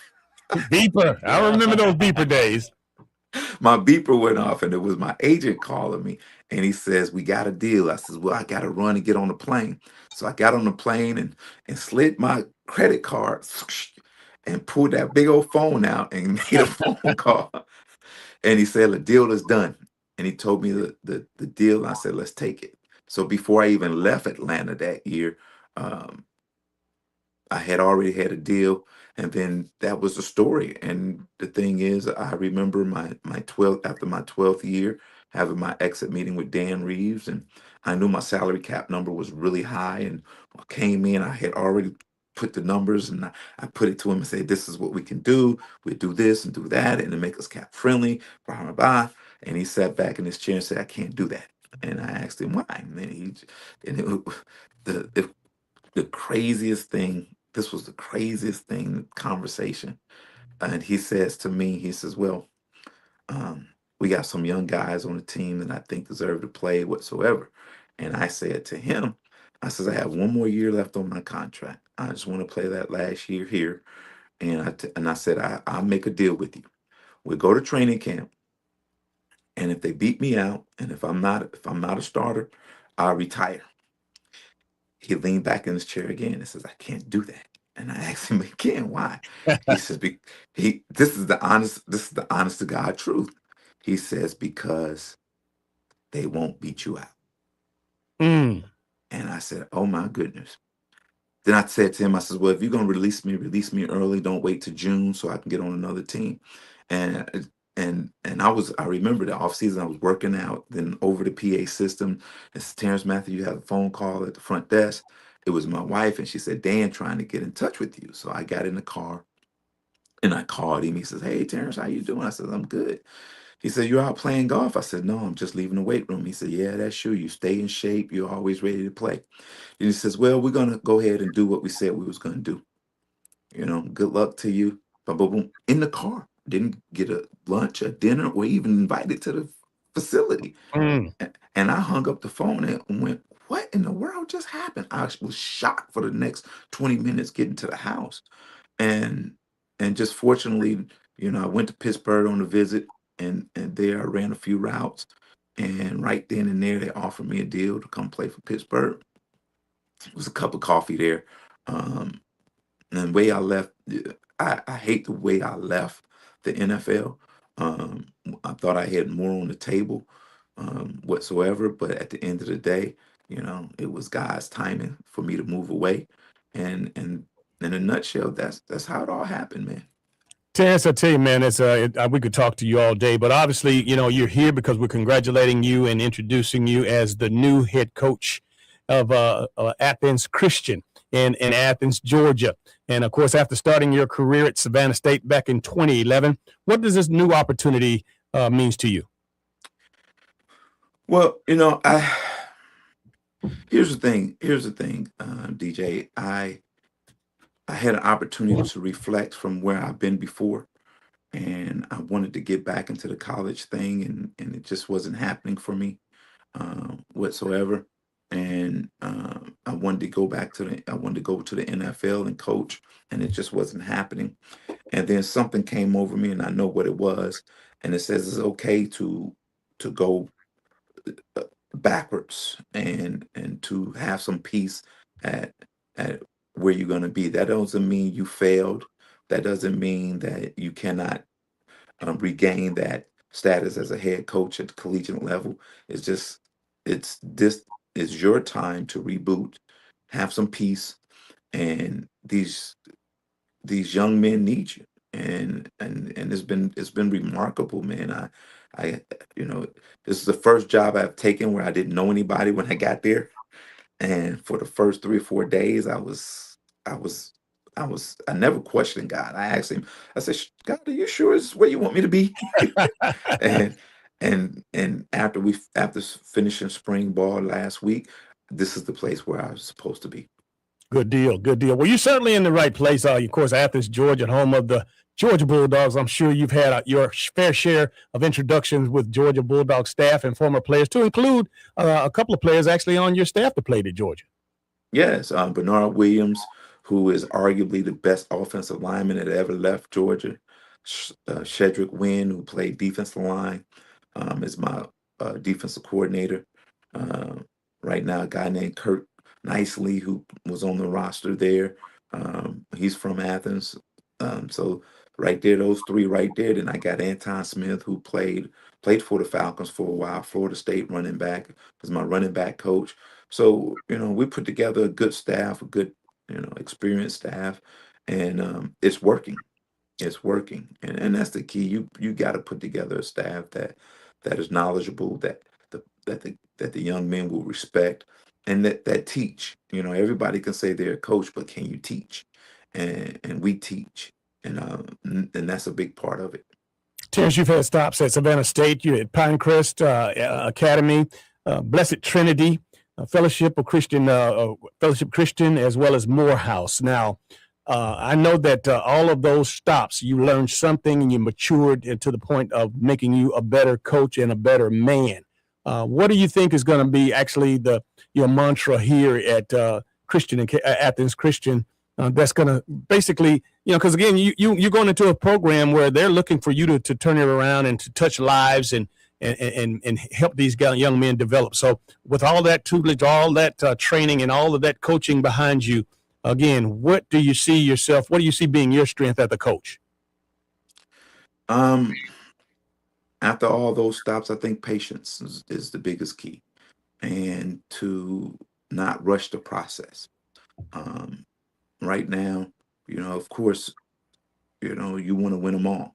I don't like when coaches, do interviews whatsoever and says we just want to be better than we were last year, or we just not quite there yet whatsoever. And they may be telling the truth, but my truth is this: if I got to go in believing that we can win them all, and then I'm a coach that way. And then if we fall short, we still be amongst the best. And the thing is, I'm demanding, but I'm fair. But we have a whole lot of fun. They know that I care, from the least of them to the best of them. I'm a teach them, and I think what they're gonna see from me is a more knowledgeable, a more long in the tooth coach, and one that has patience, and believe it or not, TJ, this is only since I left my last job, this is only the second interview I've done. Really? And you know how hesitant I was to do this. Yes. One. Yes. It was because of the fact is that I don't have any hatred or disgruntledness whatsoever from where I was before, but I felt that it was a time for me just to stay quiet and move slower. You know what I'm saying? Right. And I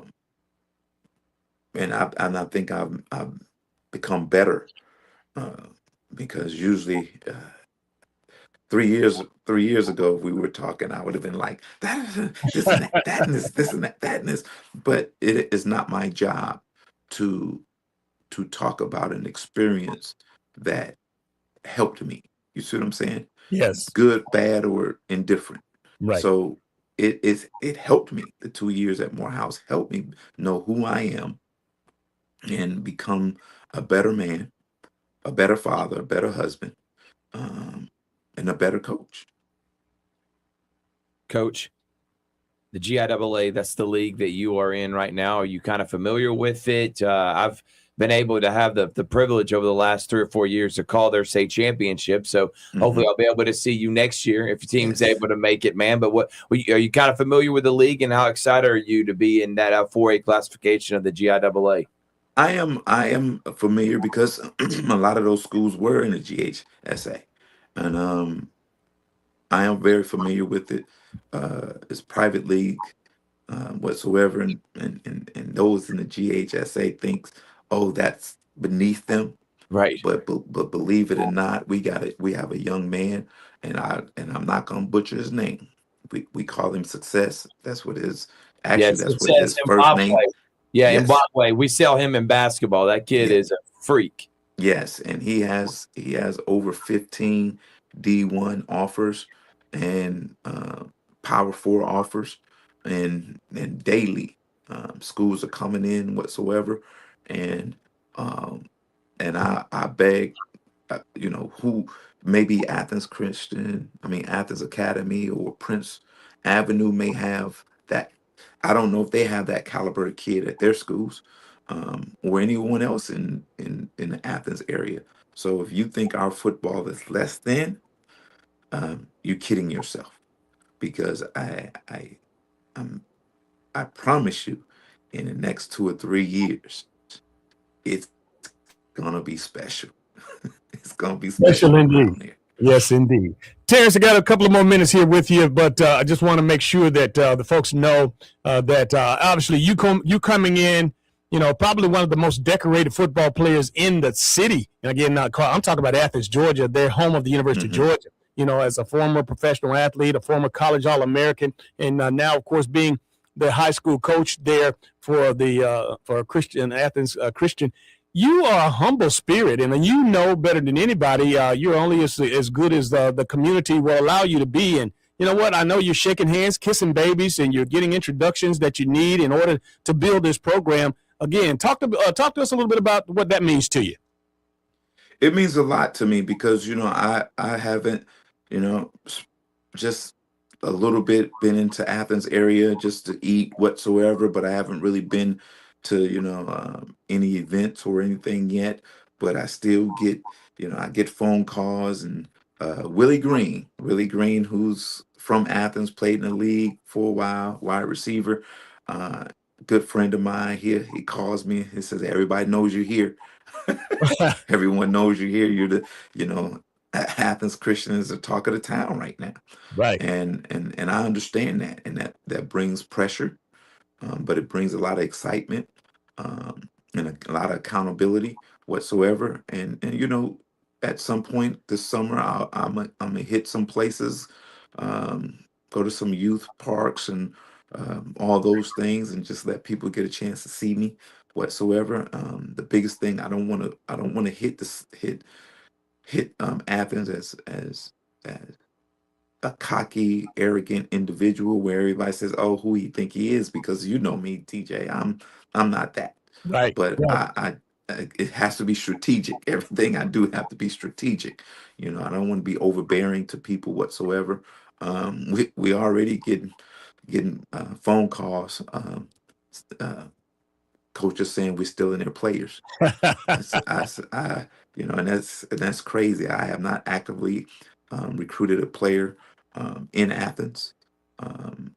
We do have about 8 to 10 guys who have transferred in already, and they've been through, about 4 of them has been through our spring practice, and they're going back and telling people what they're witnessing and what they're enduring, and I think that's big right there. So we're not actively recruiting anyone, but it's a different feel right now in Athens, and but we're part of it, and I'm excited about it.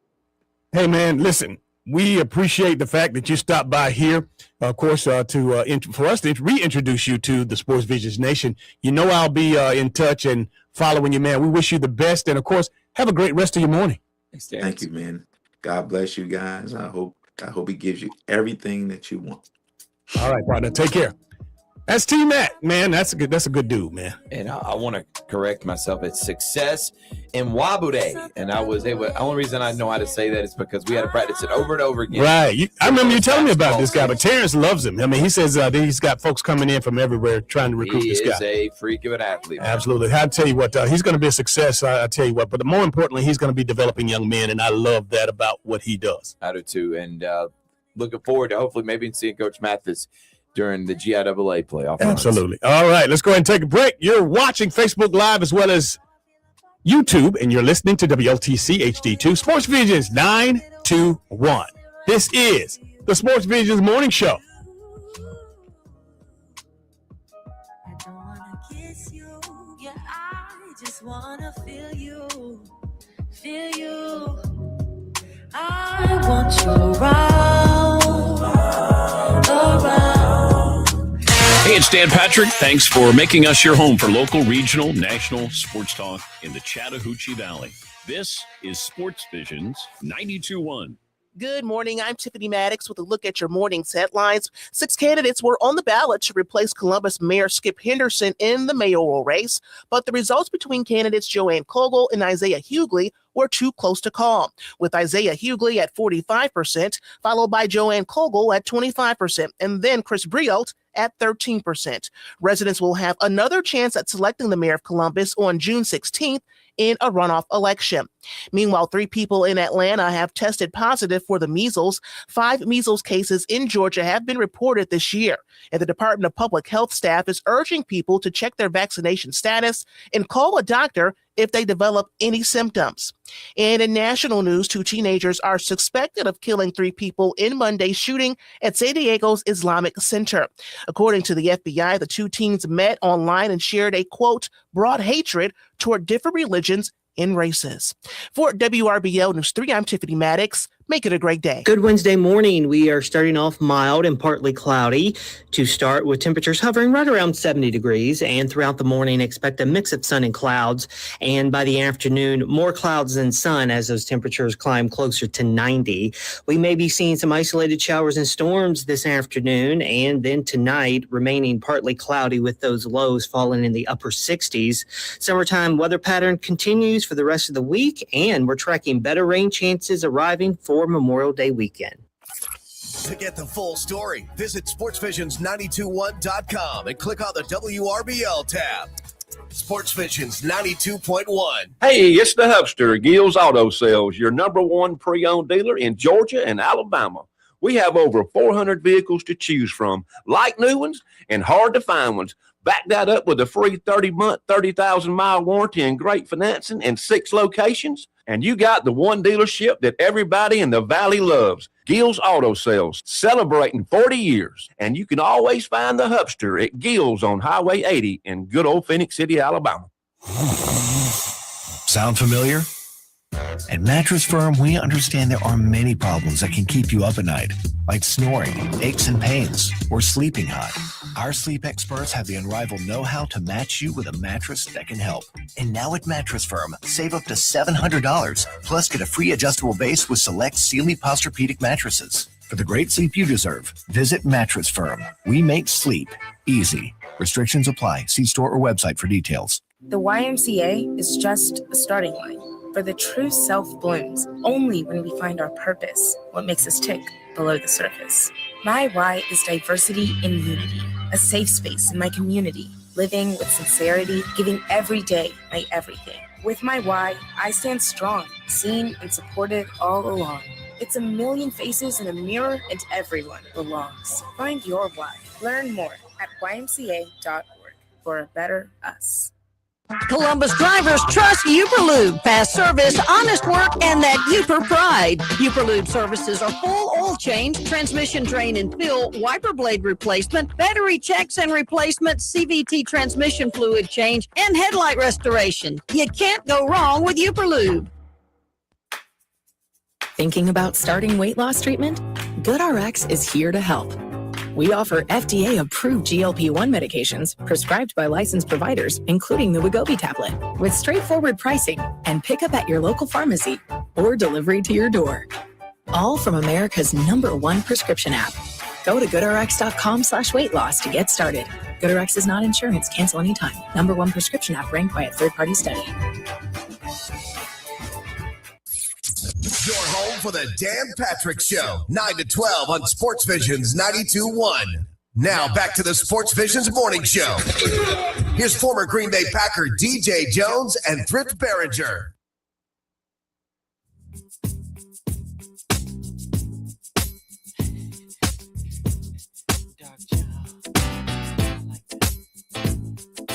Welcome back to the Sportsvisions Morning Show, DJ Jones, and just like that, switcheroo.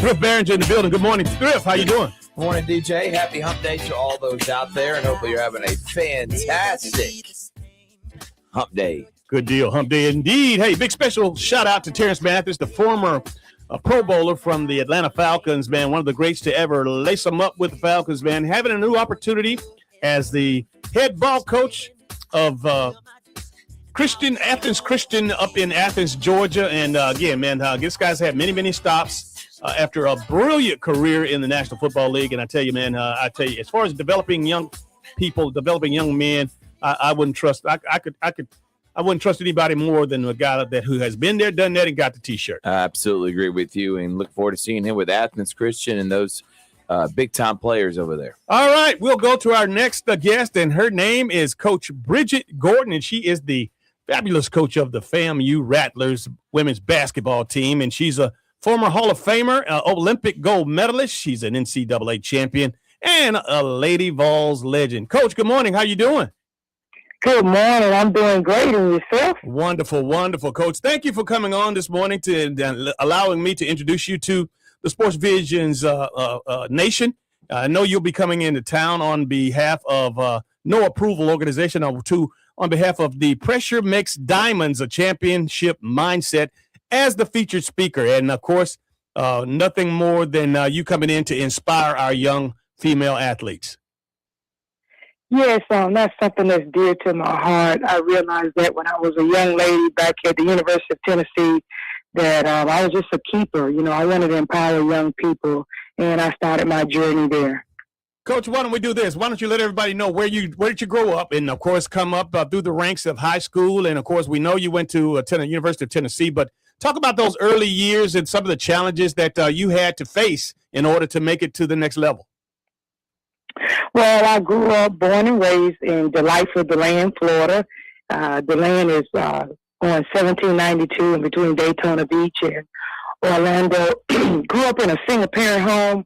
I love sports. I grew up as a tomboy, played everything from flag football, baseball, softball, volleyball, you name it, anything just to stay out of the house once I did my chores and stay outside and play basketball. But believe it or not, softball was my love. I love the diamond, but I learned earlier that softball did not offer scholarships at the college rank, and the only way that my parents could afford for me to go to school is for me to receive a scholarship.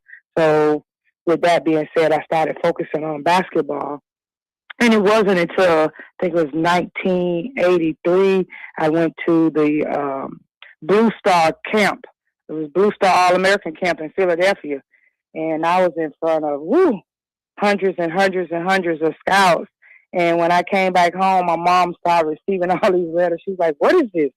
And I said, "Mom, those are people interested in me coming to school to be, an athlete." And she was surprised, and it just went from there. But just growing up in a single-parent home, I guess today they would call that co-parenting. Right. Because my father still played a vital role. He was my softball coach. He took me to my games. He was there. My brother was there. But, the life of the land, if you look it up, we're not that big. But I like to say we're the town of milk and honey. Okay. Because there's so many athletes that was there in the land. Coach Gordon, I know, you mentioned that you went to a camp and were highly recruited. You went to one of the top programs in America.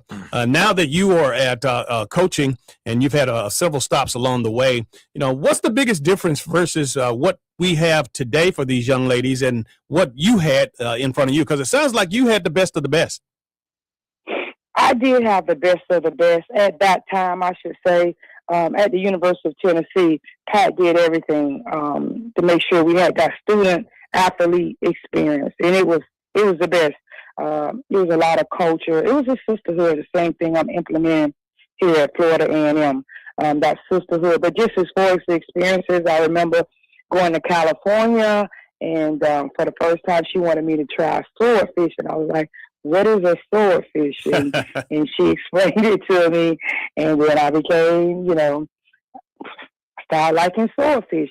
But I mean, it's just like little things like that. Or we went to Hawaii and played in a tournament. We travel all over the United States and for basketball. And she just wanted to show us, the best of the best. Not only that, she took me home back there in her town, just to show how she had grew up on a farm and to show me how far she had came and how strict, Mr. Head was on her. So it's just like little things like that she would take the time out, or she bring us over to the house and she would cook for us, or she just, oh my God, for 3 hours from 12 to 3, she just could have took every ounce of whatever I had in my tank and I emptied it every day. Or she had got on me so bad that as soon as practice was over, she'll call me in her office and she'll be like, how is your mom doing? I'm looking at her like, as a 19-year-old, like, how's my mama doing? You just rolled me for 3 hours. I don't even want to be in here talking to you. But it was just, it was little things like that she was just preparing me and letting me understand that it's not just basketball, it's everything. You know, I saw the faith part of her. She's a woman of God. So I was able to see everything. So what happened is that now that's a part of me. I'm not woman of God. I'm the head, and everything beneath me follows. So everything that I had at Tennessee, I want my young ladies to experience here at Florida A&M, even though we're HBCU. I go out and fundraise money to make sure that my ladies feel nothing but the best, because for women, we have to feel good, look good, to play good. And I understand that, so I try to go out and get the best for them. And like I said, I want them to have that same experience. Now, let me take you back a little bit now. They have to understand that I was a pioneer. So I understand that the platform that we were on, I was a part of that blood, sweat, and tears. Right. Going through the University of Tennessee, because we didn't have, well, I was fortunate enough being at the University of Tennessee, you know, the Lady Vols, that we were being seen in everybody's household. Back then it was on CBS. ESPN wasn't around, and the platform where it's at now, it was not around, where every collegiate game can be seen some sort of way on TV. And it wasn't that. So I remind my ladies daily how grateful they are for the platform. And with that being said, they could never disrespect the game, not as long as I'm their head coach. Able to win 2 national championships in your time period while playing with Coach Summit. How was that like, winning 2 national championships? Oh, I was a part of the first. You know, I just revisit her visit with me. She was one of the last coaches, and I should say the last coach to come into my home, and that was due because 1984, she was out in California winning a gold medal for the Olympic team. So she was the last coach to come into my home, but when she came big. You know, she came with the representation of every 4 years. There was a Lady Vol that represented, you know, the Olympians on the USA team. We graduated. We had a 100% graduation rate, and we was all American. So what more could I ask for? So when she came hard, and she came in my living room and she said, "Bridge, guess what? I've been knocking at the door. But if you come be a part of that Lady Vols, we going to knock that sucker down." And when I became a Lady Vol, I had the taste as a freshman to go to the Final Four. And unfortunately, we had gotten beaten by Cheryl Miller, the USC team up in Lexington, Kentucky. I remember just like it was yesterday. So all that summer, we just prepared, because once you get there, you want to get back. So in 87, as a sophomore, we get back. It's nothing like being a part of the first, and I tell my young ladies about that. So giving Summit her first was just, it was just a great taste, and I want to say it was just a piece of the cake, because every year I wanted to go back, and I did. Fortunately, I did get back all 4 years. Myself, Melissa McCray, and Sheila Frost became the first female or male class to go to 4 consecutive Final Fours. We didn't win in 88, got upset. But then my senior year, we came back, and I had to put the icing on the cake. I wanted to leave my legacy at the University of Tennessee and my imprint on women's basketball. So we go out as national champions, and I was the MVP, MOP, whatever you want to call it today, in Tacoma, Washington. So, I mean, it was great. And it wasn't about me, and that's the whole thing. It was never about me. It was all about the University of Tennessee. It was about the Lady Vols. It was about Pat Summit. It was about my father's name that I did not have on my back, because we didn't wear our names on the back of our uniforms at the University of Tennessee. But it was all about the glory of being a part of something special. Coach Bridgette Gordon is our guest this morning on the Sportsvisions Morning Show, and she is now the coach of the FAMU Rattlers. That's Florida A&M for those out there that don't know. But she's also is a Hall of Famer. She's also an Olympic gold medalist and, of course, a Lady Vols legend. Now, we talk about on the front side of that, and you're starting out your career and playing for Pat Summitt, the iconic legend, Hall of Famer herself. But then, too, again, you are now on the campus with another Hall of Famer, a guy that obviously made quite a name for himself, Charlie Ward. And again, what is it like being in the same building, having the same resources, and being able to chop it up each and every day with Charlie Ward? Still there, Coach? She hung up. Let's give her a call back. Let's go ahead and take a break. Let's take a short break, and then we're going to come right back with the coach, Coach Bridgette Gordon.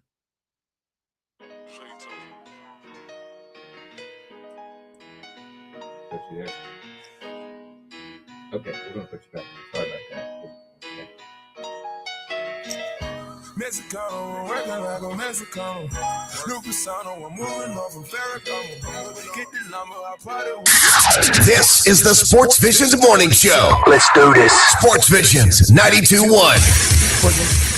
Let me bring up something that everyone always asks. Do you buy vehicles? Yes, we buy vehicles at Bratton Automotive. And also, I give top dollar. Bring your vehicle to me. It will take 10 minutes, and I will give you a written appraisal. At Bratton Automotive, everybody's going to leave with a smile. You're listening to the Sports Visions Morning Show, brought to you by Global Diagnostic Services and the Finley Firm. Now, back to DJ and Thrift on Sports Visions 92.1. Welcome back to the Sports Visions Morning Show. Coach Gordon, are you there? Yes, I'm here. Sorry about that. No problem. Obviously, we wanted to. I was asking you the question about, you had the opportunity on the front side of coming into collegiate basketball to, of course, be recruited and tutored by one of the all-time iconic greats in Pat Summitt. But now working on the campus of Florida A&M University, you actually share the facilities and the resources with another Hall of Famer, Charlie Ward. What's that experience been like? Oh, it is awesome. I call him Heisman. He calls me Coach Pressure. You would think that we've been knowing each other forever. I grew up as a fan of his. I'm an advocate football fan, and of course he played for the New York Knickerbockers. I told him I won't hold that against him, even though I know when I get in the office today, he will be talking about that comeback last night in the playoff. But I tell you, Heisman is a great man. When I say he's a great man, great father, great husband, just genuine and sincere. And we hit it off from day one with him and his wife Tanja coming into the office. And I welcomed them, and they came and took pictures. And he was just so at all about me, and I was in awe about him. And ever since then, it's just been a great match. And we go over, we talk about each other. He comes in my practice and I observe his practice, and we're actually thinking about collaborating and having an elite camp this August together. So once again, like I said, I cannot say enough about the Heisman. But Heisman, I was talking the other day, I think that if you look on any college institute, whether it's Power 5, Power 4, or wherever it is at, I don't think you have two more decorated individuals than you have in myself and Charlie Ward. Absolutely. And that's, like you said, with across the board, any college in particular, pressure makes diamonds, a championship mindset. Again, I know you're going to be coming into Columbus here on Thursday, June the 4th, to deliver a dynamite message to the audience here. But as you travel around, I know you're busy recruiting and coaching and speaking. But what is your platform with regards to, when you say pressure makes the diamonds, a championship mindset? Well, for me, pressure is a privilege. First of all, I'm all about peace, but it's a privilege.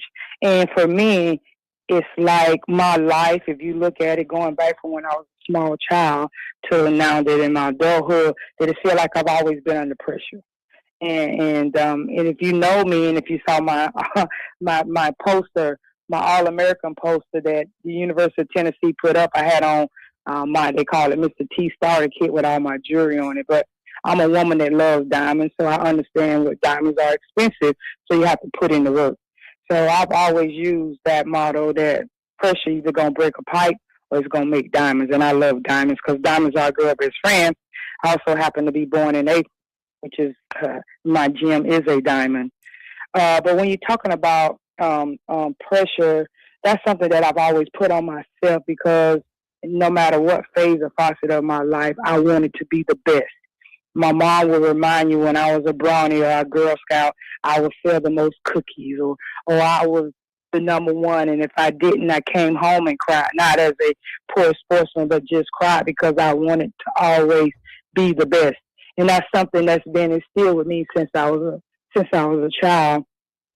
And it has followed me throughout my life. So pressure is nothing, like I said, it's just a privilege to be a part of. But pressure in today's society, I just want to elaborate on that, is a little more difficult than it was when I was growing up. We didn't have social media.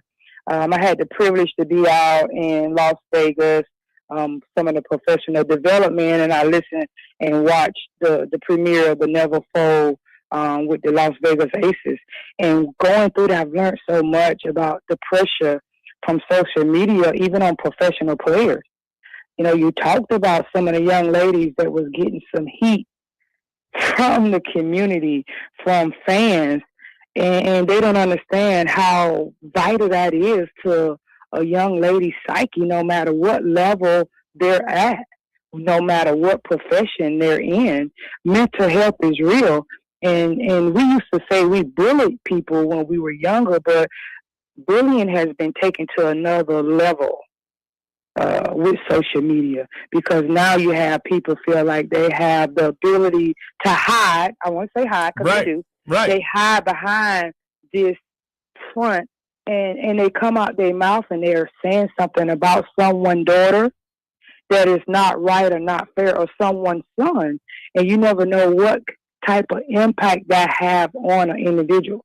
And I know May is Mental Health Awareness and month, and I'm an advocate for mental health, because even coaches go through to mental when you're dealing with young people and on a day-to-day basis. So mental health is real, and I just wanted to add that into mine. So that is also a part why I'm doing what I do, because the young people are our future, and they need to be aware of everything that they might be up against. And if they ever feel like they are being bullied, they need to be able to reach out and call for help.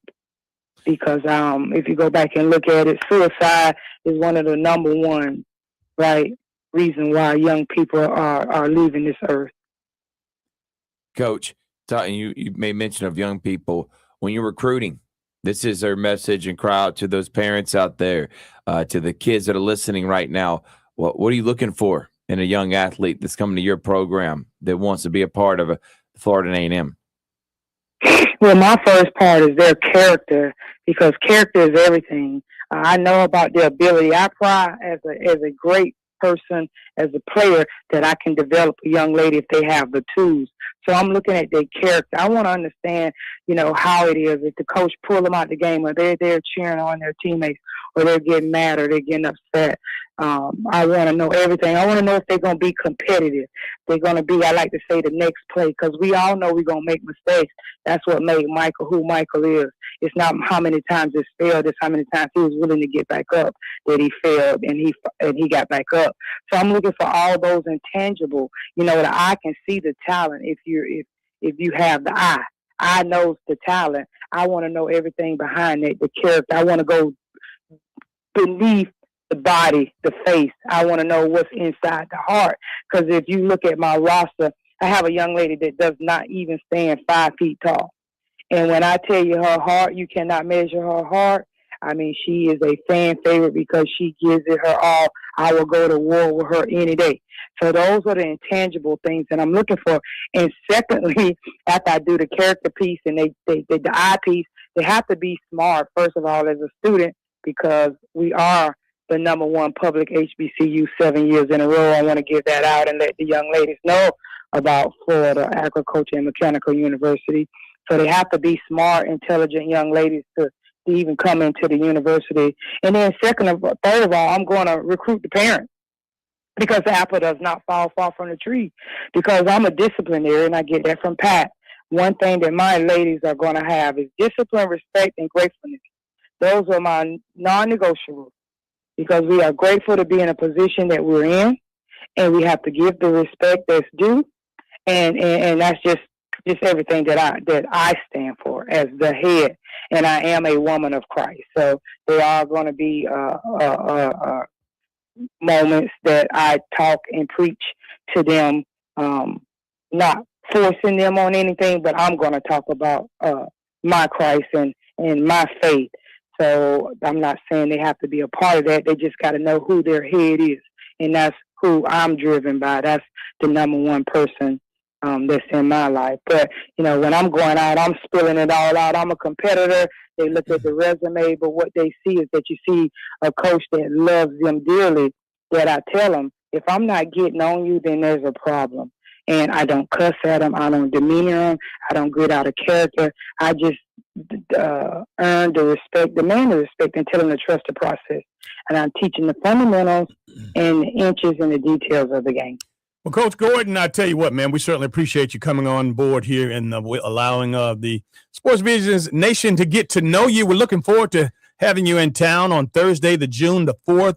And again, that 6 p.m. program, and it's, of course, be brought to you by No Approval. And that's Pressure Mix Diamonds and, of course, the great Bridgette Gordon. Thank you so much, Coach, and have a great rest of your morning.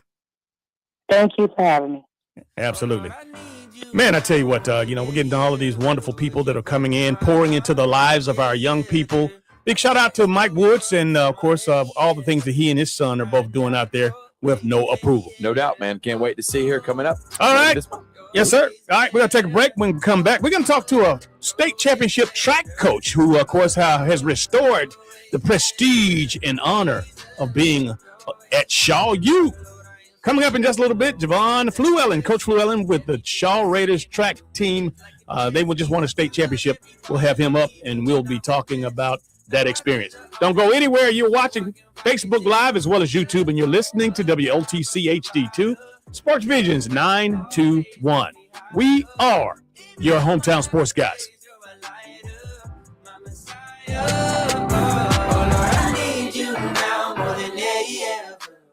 You're listening to the Sportsvisions Morning Show. Sportsvisions 92.1.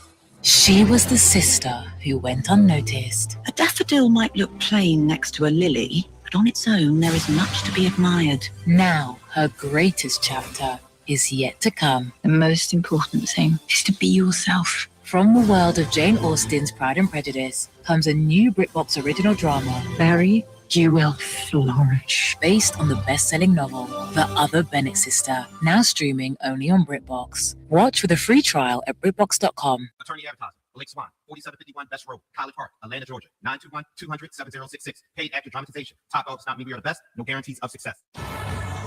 Every day I wake up, I see somebody trying to take my job. Doing videos of Top Dog Law commercials and then telling people to tag them. You think you could do it better than me? If you can, you get 10,000. It's the Top Dog Law Challenge. May 18th through the 31st. Record yourself doing a qualifying ad.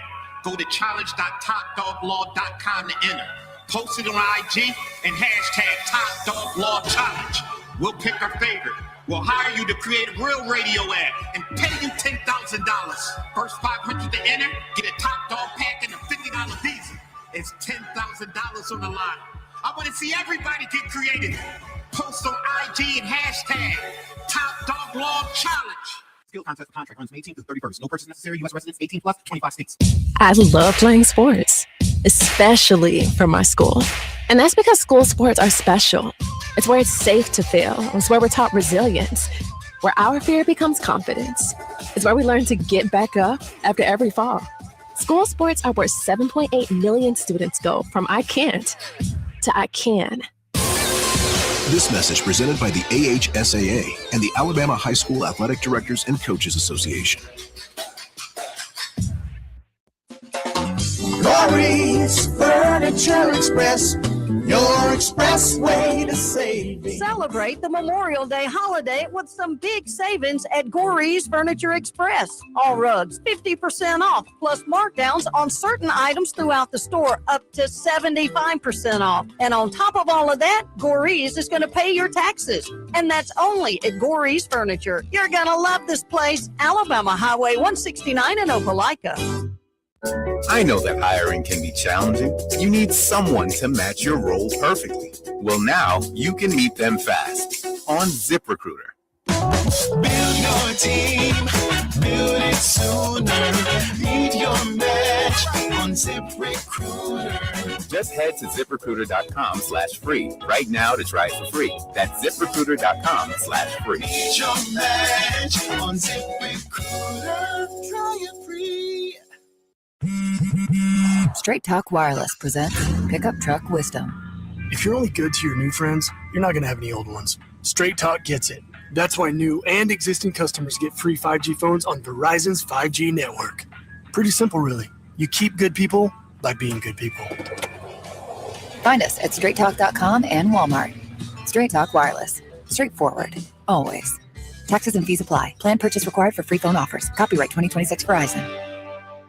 Sons Chevrolet is moving to our brand new home on Woodley Boulevard, and we're celebrating with a grand opening giveaway you don't want to miss. Register now for a chance to win a brand new 2026 Chevrolet Trax, plus oil changes for life. Register online before June 20th. Join us for the ribbon cutting on June 18th and the grand opening event leading up to the big drawing on June 20th at 5 p.m. Eastern. No purchase necessary. Visit sonschevy.com to enter and get all the details today. Sons Chevrolet. Together, let's drive.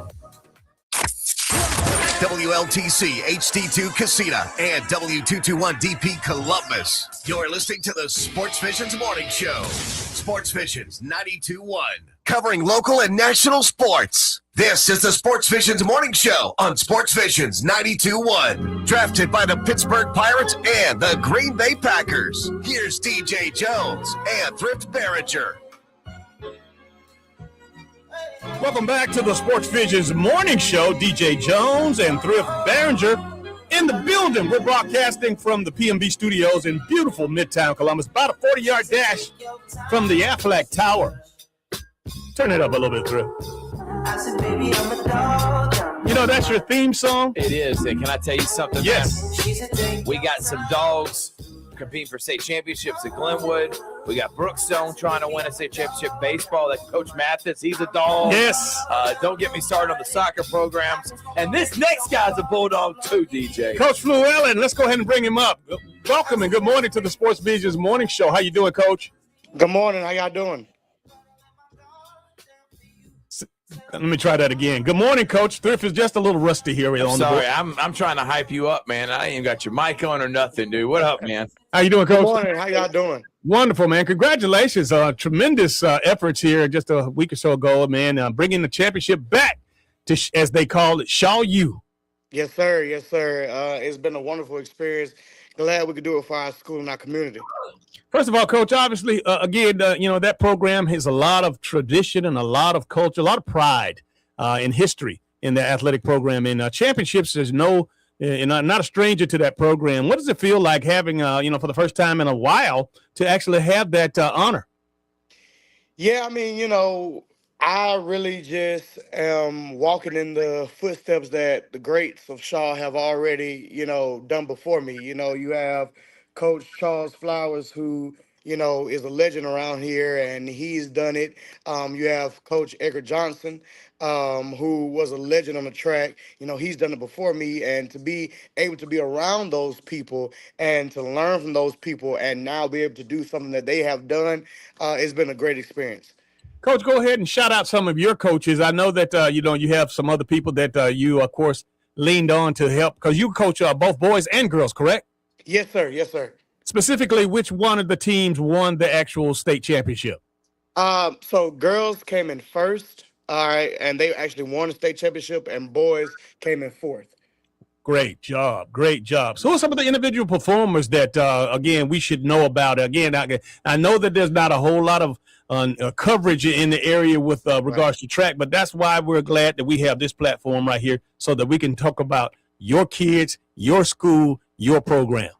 Yeah, so I want to first shout out the coaches because I think, I could not do it without them. We have Coach Q Gillum, who is a Central grad, Jackson State grad, actual SWAC champion on our coaching staff.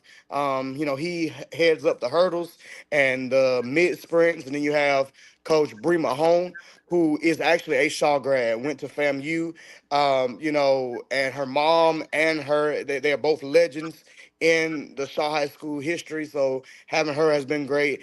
Then you have Coach Brandy Pringle, who does jumps with Coach Mahone, as well as Mahone does the sprints. And then you have on the throws side, Coach Pickett, Coach Juan Pickett, who's a Shaw legend himself.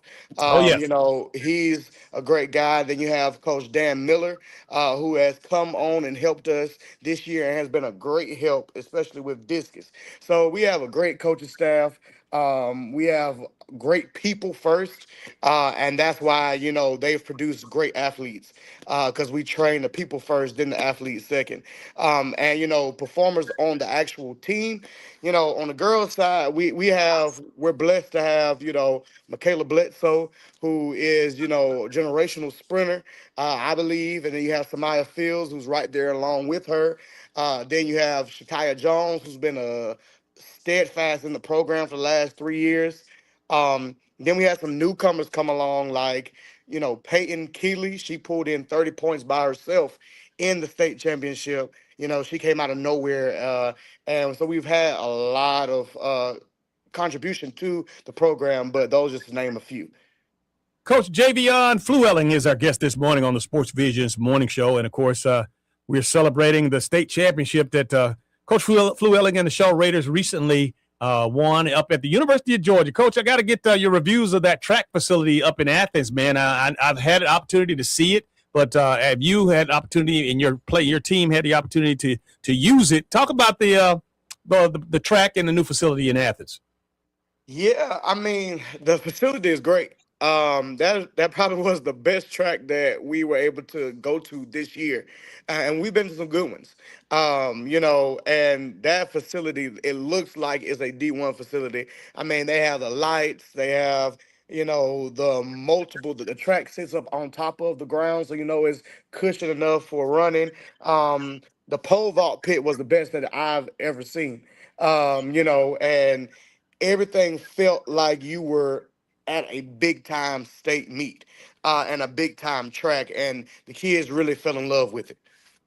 That's awesome, man. And now looking back on it, how incredible of a season this was for you and your athletes, and how many athletes were able to on your team, and how many athletes won a state championship this year? So when I first got to Shaw, we only had like 25 to 30 on the track team. I'm glad to report that this year we had 80. We started out with 80 people on the track team. Unbelievable. Yeah, we really have built the program up, and we actually took 40 to state this year. So over half the team went to state between the girls and the boys, and they competed their tails off. So I'm just glad of what we've been able to build in this short time. No doubt, man. What do you think is what was the component that actually basically doubled the number of participants in the track program? I think it was just building the culture. I really believe that if you build it, they will come. Right. And kids started to see the hard work that we were putting in, and they started to see that it was a little different. And they wanted to be a part of it. And they signed up to deal with me for 6 months. So, that's something that I appreciate and I take great pride in, but there's a lot of talent in the halls of Shaw High School. And it just took for us to recruiting the hallway first. And that kind of what contributed to, growing the team almost doubled. Coach, who's been some of your mentors, people you've looked up to, been a major influence in your life as you're been as successful as you are these last couple of years with the Raiders track and field program? I think, I could go back. I've had a lot of mentors, and I've been blessed to have people to actually take me under their wing. You know, I talked about Coach Edgar Johnson, who actually passed away a few weeks ago. Yes. He was, a legend. 40 years at Shaw High School. He was actually my coach. Then when I, took the head coach job for track, we spent the entire summer together. And he taught me different things, and then he showed me the way, but he did everything but come out there and help me coach.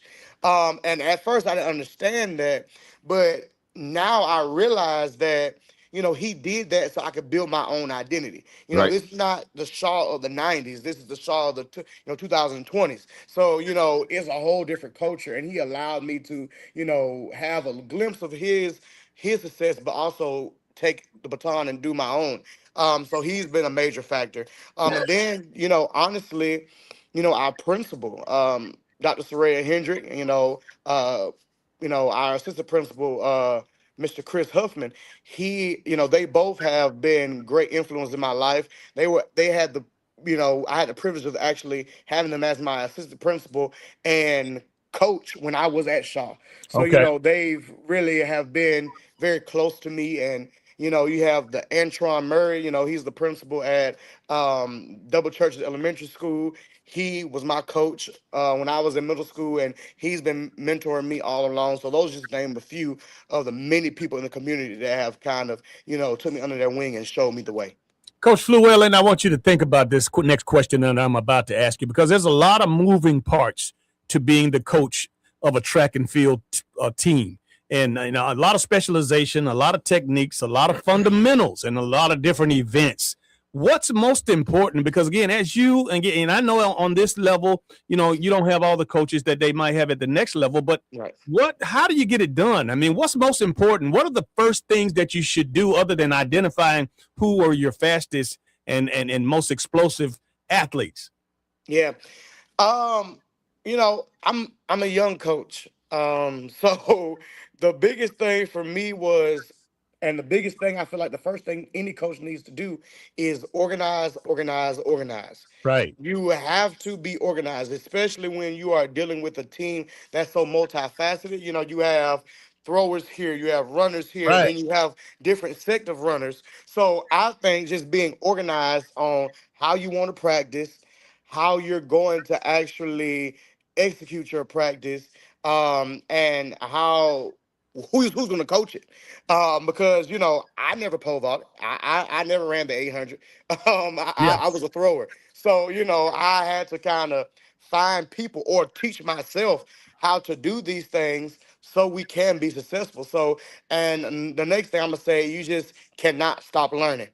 I feel like either you adapt or die.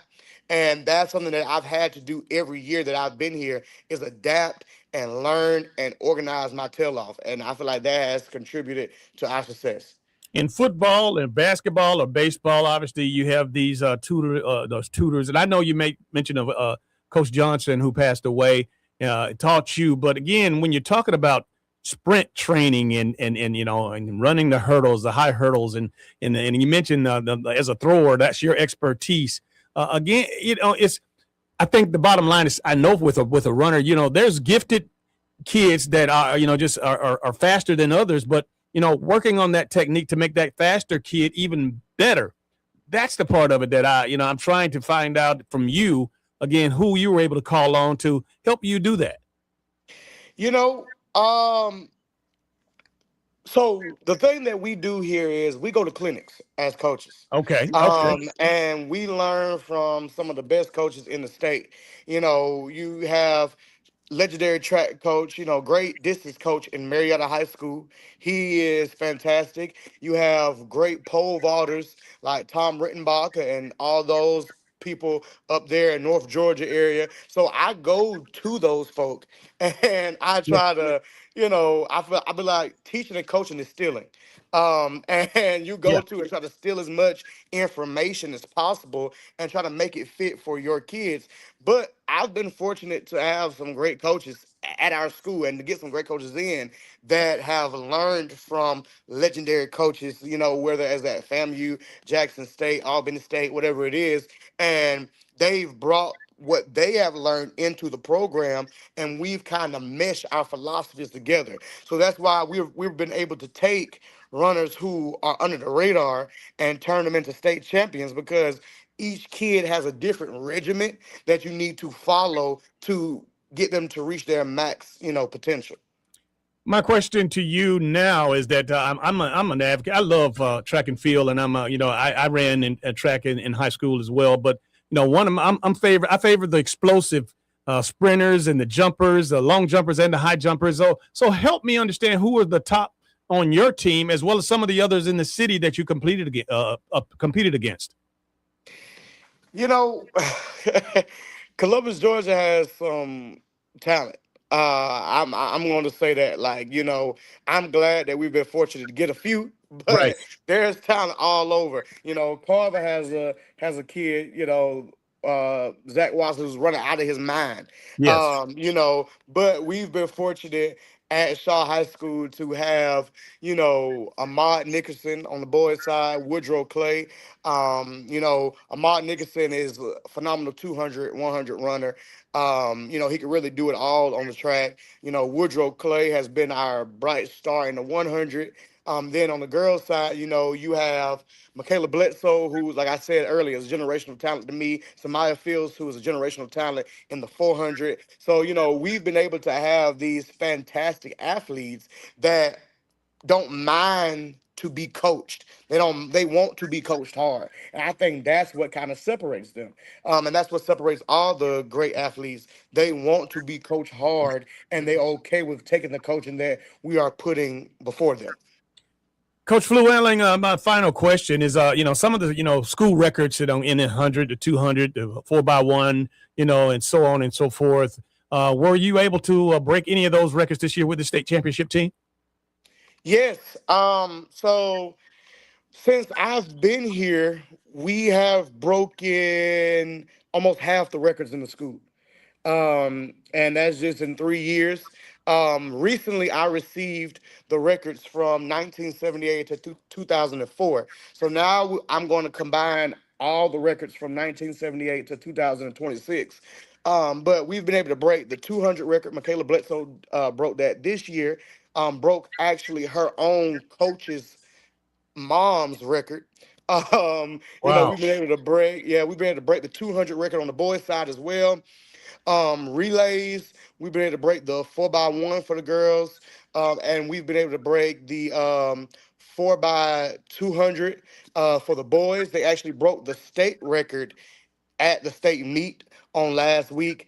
And the one I'm most proud of, because I coached that event, is the 4x800. We were able to break that record that's been standing since 1990. We were able to break that record this year with the 4x8 with the girls. So, that's just to name a few. We broke in, some throwing records. We broke the discus record both years, last year and this year. So, we've done some great things, and the athletes have really brought into the program.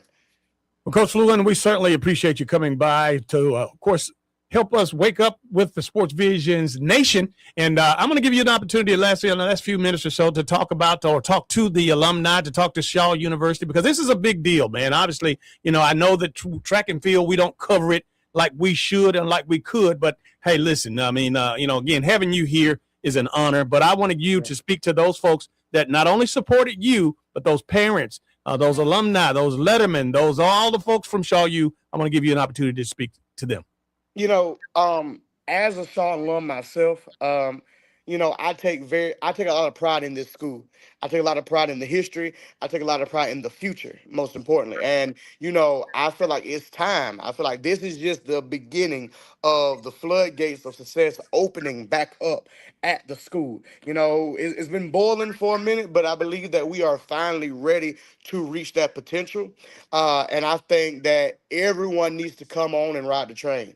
I feel like once this thing is rolling now, and it's going to get hot, and it's going to come in every sport, not only every sport, but also in the classroom. I think like great things are being done at Shaw High School. Great people are at Shaw High School, and this is the time to come on and bring everybody you can, because we're going only up from here. Coach, thank you so much again for joining us this morning on the Sports Visions Morning Show. Hey, man, congratulations and have a great rest of your day. Thanks, You Coach. too, and I really appreciate y'all. Yes, sir. All right. That's Coach Javion Fluelen, man. I tell you, and here's a guy, and I love this because, I didn't know who he was. But, again, now this guy, having this opportunity to not only, and I'm sure I'm not the only one, and I'm sure that the folks in the school district and in athletics, they know exactly who he is. But guess what? Now everybody in the Sports Visions Nation that's listening to us this morning or that will listen to this show later, they will know who he is. No doubt about it. Congratulations to the Raiders. Won a championship. All right, let's go ahead and take a short break. You're watching Facebook Live as well as YouTube, and you're listening to WLTC HD2 Sports Visions 921. This is the Sports Visions Morning Show. Patron on ice, and we can pop bottles all night, and baby, you can have whatever you like. Stay tuned. More local and national sports coverage next on the Sports Visions Morning Show. Sports Visions 92.1. Good morning. I'm Tiffany Maddox with a look at your morning's headlines. 6 candidates were on the ballot to replace Columbus Mayor Skip Henderson in the mayoral race, but the results between candidates Joanne Kogel and Isaiah Hughley were too close to call, with Isaiah Hughley at 45%, followed by Joanne Kogel at 25%, and then Chris Briot at 13%.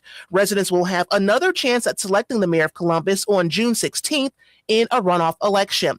Meanwhile, 3 people in Atlanta have tested positive for the measles. 5 measles cases in Georgia have been reported this year, and the Department of Public Health staff is urging people to check their vaccination status and call a doctor if they develop any symptoms. And in national news, 2 teenagers are suspected of killing 3 people in Monday's shooting at San Diego's Islamic Center. According to the FBI, the 2 teens met online and shared a, quote, broad hatred toward different religions and races. For WRBL News 3, I'm Tiffany Maddox. Make it a great day. Good Wednesday morning. We are starting off mild and partly cloudy to start, with temperatures hovering right around 70 degrees. And throughout the morning, expect a mix of sun and clouds. And by the afternoon, more clouds than sun as those temperatures climb closer to 90. We may be seeing some isolated showers and storms this afternoon, and then tonight remaining partly cloudy with those lows falling in the upper 60s. Summertime weather pattern continues for the rest of the week, and we're tracking better rain chances arriving for Memorial Day weekend. To get the full story, visit sportsvisions921.com and click on the WRBL tab. Sports Visions 92.1. Sons Chevrolet is moving to our brand new home on Whittlesey Boulevard, and we're celebrating with a grand opening giveaway you don't want to miss. Register now for a chance to win a brand new 2026 Chevrolet Trax, plus oil changes for life. Register online before June 20th. Join us for the ribbon cutting on June 18th and the grand opening event leading up to the big drawing on June 20th at 5 p.m. Eastern. No purchase necessary. Visit sonschevy.com to enter and get all the details today. Sons Chevrolet. Together, let's drive. She was the sister who went unnoticed. A daffodil might look plain next to a lily, but on its own there is much to be admired. Now, her greatest chapter is yet to come. The most important thing is to be yourself. From the world of Jane Austen's Pride and Prejudice comes a new BritBox original drama, Barry, you will flourish. Based on the best-selling novel, The Other Bennett Sister, now streaming only on BritBox. Watch with a free trial at BritBox.com. At Cartoons Car Stereo in Columbus, buy it today, get it installed today. That's right, same-day installation. Cartoons, Rockford Fosgate products, stereo head units, amps, speakers, speaker boxes, alarms, remote starts, navigation units, Apple CarPlay, Android Auto, and so much more. Get same-day installation today. Call or stop by today for details. Cartoons, Cartoons on Veterans Parkway in Columbus. Corey's Furniture Express, your express way to save. Celebrate the Memorial Day holiday with some big savings at Gorey's Furniture Express. All rugs 50% off, plus markdowns on certain items throughout the store up to 75% off. And on top of all of that, Gorey's is going to pay your taxes. And that's only at Gorey's Furniture. You're going to love this place. Alabama Highway 169 in Opelika. If it's local, it's on the Sports Visions Morning Show with former Georgia Bulldog DJ Jones and Thrift Behringer.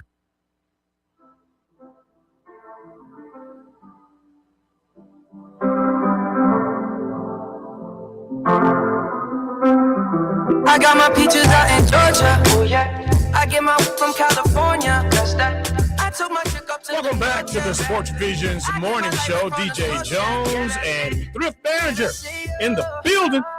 Hey, big shouts out to Coach Javion Fluelen, of course, with the Shaw Raiders, man. And I love the fact that we were able to introduce Coach Fluelen to a lot of people that obviously needed to know him. And now, of course, if you are a long-lost Raider letterman or alumni, you got something to be proud of. And, hey, look, man, make sure that you drop him a note or stop by the school and say hello and congratulations because, again, this was a big deal, winning a track championship no doubt over at Shaw High School. We appreciate you, Coach. Also, Bridgette Gordon, the former WNBA player and, of course, one of the former University of Tennessee, a two-time national champion under Pat Summitt. She's going to be coming in town to town for a fundraising event here in about a little less than a few weeks from now. June the 4th, on Thursday, June the 4th, she'll be here. And, of course, having the opportunity to talk to Coach Gordon and being at FAMU, man, I like that. The front side of her career, she was with the iconic Pat Summitt. And, again, now her office is right next to or right down the hall from the great Charlie Ward. I think that's awesome, man. And listen, she was fantastic, and she won the first two national championships of Pat Summitt's career in the 80s. Did a great job. She made it to 4 Final Fours in her 4 years. And if you look at her stats, she put up 10 a game her freshman year, then 16 sophomore, and then 20 a game, was All-American, most outstanding player. She was the number one player in the entire country. That's how good Coach Gordon was. She's doing a great job at FAMU. I asked her the question, but I didn't get the answer that I wanted. And I was asking, and I don't know, maybe she didn't receive it like I thought I was delivering it. But, as one of the greats back in the day, of course, back, in the 80s when she was being recruited, and she was, she made mention of her being at a clinic with, hundreds of other elite players and top coaches around the country. My thing was, then obviously it was a little different because obviously women's sports was nowhere near what it is today. Right. And I wanted her to kind of, now that she is actually still in coaching now and real close to the game for females and all the notoriety, all the publicity over the years. Maybe that's another question for another time. I think so too, DJ. I was hoping she would give us something there, but in the end, she was a great interview, and I look forward to you sitting out with her during that. And we'll be streaming it too. Yeah. Should be a lot of fun during the event put on by Michael Woods. And I think this is really cool. He's also got someone coming from NIL and stuff like that. Another recruiter. Dan Olson will be here. He's a national girls basketball recruiting expert, and he's well known, as well as Chester Nichols, the assistant women's basketball coach at the University of Alabama. So they both will be special guests in. And I tell you what, it's big time. That's right. Of course, No Approval is the name of the organization that's headed up by, of course, Mike Woods' his son, as well as he and they're working together to really step it up a little bit. And Mike, we had him on the show a couple of weeks ago, and he was just instrumental in talking about the very beginning of female basketball, girls basketball in Columbus, Georgia, and AAU and their involvement. And boy, he dropped a nugget on us that, it shocked a few people. And let me tell you something about, what Mike was trying to say. I understood totally, because when you're doing great things, you're going to have people out there that throw rocks at you and hide their hands. And, right. Mike has been, at this a long, long time. And he was an underdog years ago, 20, 30 years ago, when he was bringing in his program into the city and of course, working with these young ladies. But, even events like this, people who have more resources or have all the things that you would think would garner success. Sometimes it's not about, who it's what you know. Exactly. And it's not about what you got. It's about what you can do with what you got. Yeah. And he's a guy that I've always known and to be, he's an underdog. He's very much like myself. You take a little and you turn it into something great, because some people get all the resources, they get all the money, they get all the sponsorship, they get all the endorsements. And again, but you got to be creative. You got to have a network, and you got to be able to put things together. And sometimes, the old man upstairs, man, he looks down and he blesses those that, have less, and but that wants to do the most. Yeah, I completely agree with you, DJ, and I think that's awesome.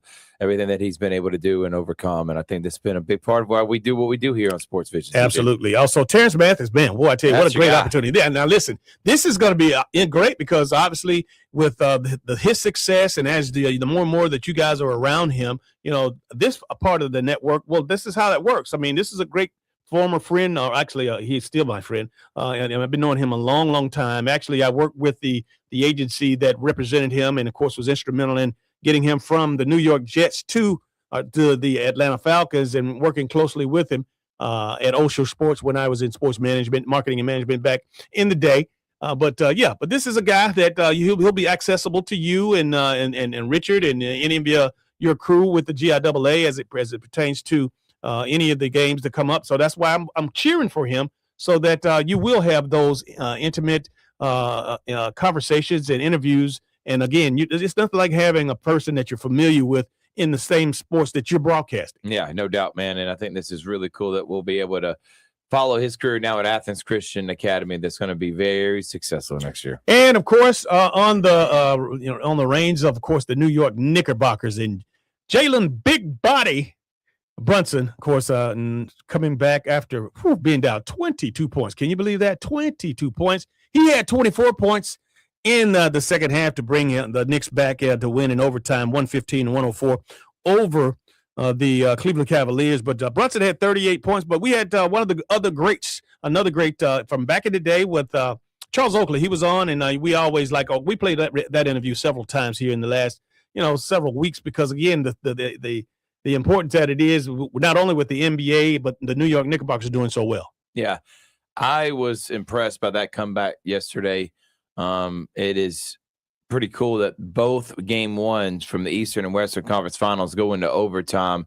I think it's a foregone conclusion. I definitely think the Knicks move past Cleveland. I mean, James Harden they were picking on him, and you heard not Mike Woodson, but I cannot think of the New York Knicks coach now, who Mike Brown said that they were picking on James Harden, and meaning anytime there was a switch, they would go after whoever James was guarding, whether it was Bridges, Brunson, Miles McBride, and James, you better start playing some defense, and they're going to keep doing that till you blow a 22-point lead. But I was so impressed with Victor Wembanyama, DJ, in such a shell shock. I was watching it with FJ, and I'm just like, it's already happening, and it hadn't registered in my brain because the kid's not even 22 years old yet, and he's been in the league for 3 years. The previous 2 years, he played 40 games in year one. Last year, played about 50, and they weren't even close to the playoffs. And this year, they're maybe winning a championship. How is he already dominating like this? This is unbelievable, DJ. It is, and what's so impressive to me, what sticks out like a sore thumb is, we talk about that dog in you.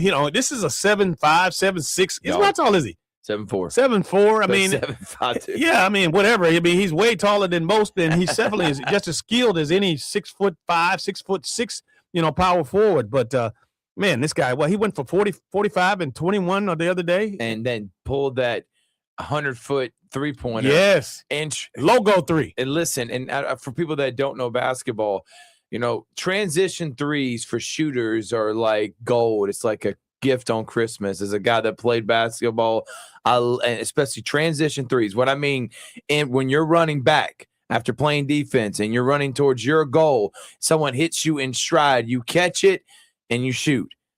That is exactly what he did, but that's what normal guards and wings. When you're 7'4", think about Shaq and Yao Ming coming down on a transition 20 years ago and popping a 40-foot three. Yeah. He did that. That's what Steph Curry does. Yeah. And he's 7'4", and he's only going to get muscle. But the main thing you made mention, DJ, is the dog. And I know most Europeans get the rap that they don't care. I'm going to be honest with you. The Europeans care more than the American players. Jokic would die on that court. Yes. He's gets in fights. Yes. He gets so mad. Uh-huh. Greek freak, Giannis. That's right. He wants to kill you. Uh-huh. Why? I think because a lot of these guys come from third world countries. They don't grow up with anything. And so when they get here, they want to dominate everyone in front of them. That's why I have much respect for Victor Wembanyama. The fact that he's doing this against the Thunder is unbelievable. Absolutely. So, of course, they'll go at it again tonight. Of course, the San Antonio Spurs lead that series 1-0. Tip-off tonight is 8:30, and I know I will be watching that one with much intensity. I'm hoping, because we got to go to the Glenwood State Championship today. Me and Big Rich are going to do it again. Game 2 is at 5 o'clock Eastern. That's me knocking on wood. Okay. The Gators, who 18 runs yesterday, DJ. Wow, 22 hits. 22 hits, 18 runs. That is now 6 games. They've scored 13 runs or more. Little sidebar. We're calling the game, and unfortunately, where they put us, and I will tell you this, DJ, the HSAA, top notch. Over, especially, and I know GHSA is getting better, but I was telling Jack, we had access to excellent internet. They had a table set up for us, power. We were underneath in the shade. They had food for us, and they kept coming asking, do y'all need anything? Do y'all need anything? Gave us live stats. Right. Never gotten that at GHSA. So right now, GIAA's done that. We just need, and I know it's going to come. But I was so impressed yesterday from Chakalaka Park. But we were on, the only thing I didn't like was we were on the side with Gordo fans. Yeah. And they were giving y'all hell. And they heard me and Rich. I don't know if you heard they heard us. And so every time we'd say something, they would try to mimic and be funny. Yeah. But what I thought was funny is at the end of the game, they were blaming the umpire not calling strikes in the 7th inning after their team has given up 21 hits, 18 runs. Yeah. Like the umpire strike zone is the reason why they just lost that game, please. But I hope that we get through that game too. Go ahead and Glenwood sweep it away. Right. So me, Rich, and Braden, when we're on our way back, we can have it playing in the truck and we can listen to that Thunder Spurs game. Absolutely. And you can stop by Hula Hands and watch the rest of the game. I 100% will do that, DJ. I'm telling you, I'm excited about this. You know me, I love NBA. Yes. I have not been this excited about a series in a long time. And I really do believe that this Thunder Spurs series, I hope goes 6 or 7. It is going to live up to the hype. And it's been a lot of fun so far. Are you having second thoughts about who the league MVP is this year? I know that Shea Gilgeous-Alexander was awarded his first back-to-back. And, of course, do you think that somebody else could have got consideration? I mean, I was leaning a little bit towards Jokic just because Jokic had his best career ever. And this is a guy that's won 3 already. Yeah. So this guy's won 3 MVPs, and this is the best year he's ever had in his career. What were the numbers? He was putting up a triple-double. I think he put up over 30 points a game. He averaged 11 to 12 assists and then 13 rebounds. That's a triple-double from a center that was doing that. That happened. Then you got Shea putting up close to 34 points a game. And I know he won an MVP. The Thunder won 64 games again. I understand why you give it to him. Wembanyama, you saw unanimous defensive player of the year, really could have been MVP too. I would have had a problem with either one of them, but I get why the Thunder Shea won it. And here's the thing. No, I'm not upset because Wemby's, once he gets that first one, it's going to be like this. And that's me knocking down pin after pin after pin after pin. Yeah. He's probably going to win 6 or 7, just like Kareem Abdul-Jabbar. You may mention him, Jokic, and again, averaging a triple-double, but I'm here to tell you this. To watch him play would probably be the most boring things. Again, us as American players, because he's so fundamentally sound. He doesn't jump high. He's not super quick. And he even though he's a 7-footer, he's not, the best, the most powerful guy in the paint. This guy is so unorthodox. All he does is win, and all he does is score, rebound, and of course assist his teammates. He is so smart and cerebral with the There basketball. There you go. And playing pickup. He wouldn't have been on my team, especially I'm saying if you don't know anybody in the gym and you just seeing, y'all warming up and Jokic is right there. Aside from the fact that he's 6'11", that body and his face and everything else does not give off the vibe of a number 1 pick. And then he's the one that starts giving you buckets and killing you in the game. You're like, how the God's green earth is a guy that can't drop 2 inches off the ground giving us buckets like this? But you're right, DJ, and it is boring to watch, but he is so good at basketball. But who's not boring is Wembanyama. That guy just I really was blown away by him. I didn't know if I wanted to believe the hypes, people saying he's the best prospect coming out since LeBron James. We've heard that for a lot of them that never panned out. Then he's 7'4". Usually big guys get injured, and I'm not going to worry that doesn't happen to him. But right now, everything's pointing up. Like, this guy's going to be dominating the league for the next 15 years, EJ. And just of note, Jason Kidd is out as the head coach in Dallas. And again, last year, if you remember, Thrift, he was trying to leave when they traded, Luka. Luka to L.A.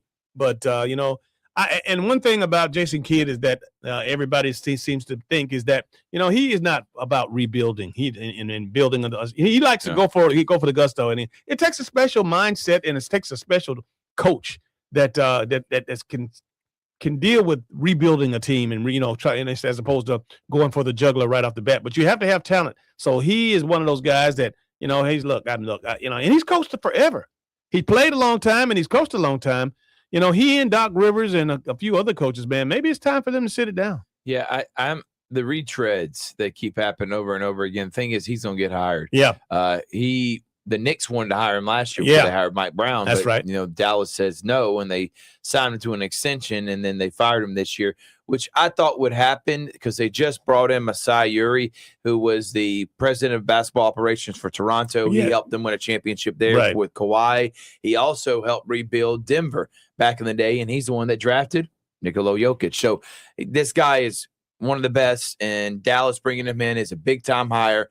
He's going to want to bring in someone that is a part of this, the new face. And that happens, DJ.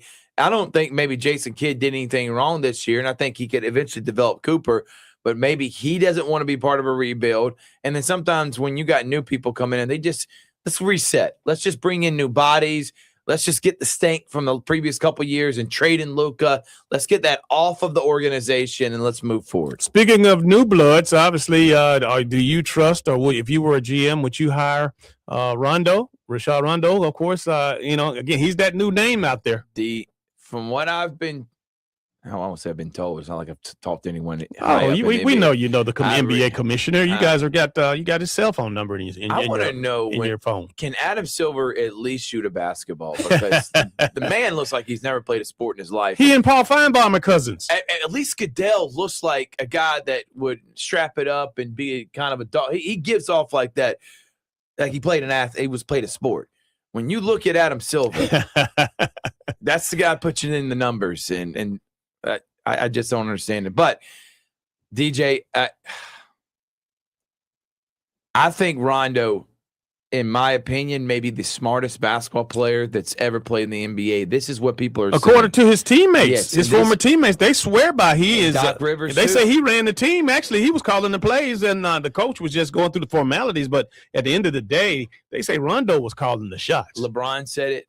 JJ Redick said it. He knows every team. He knows basketball like it's nobody's business.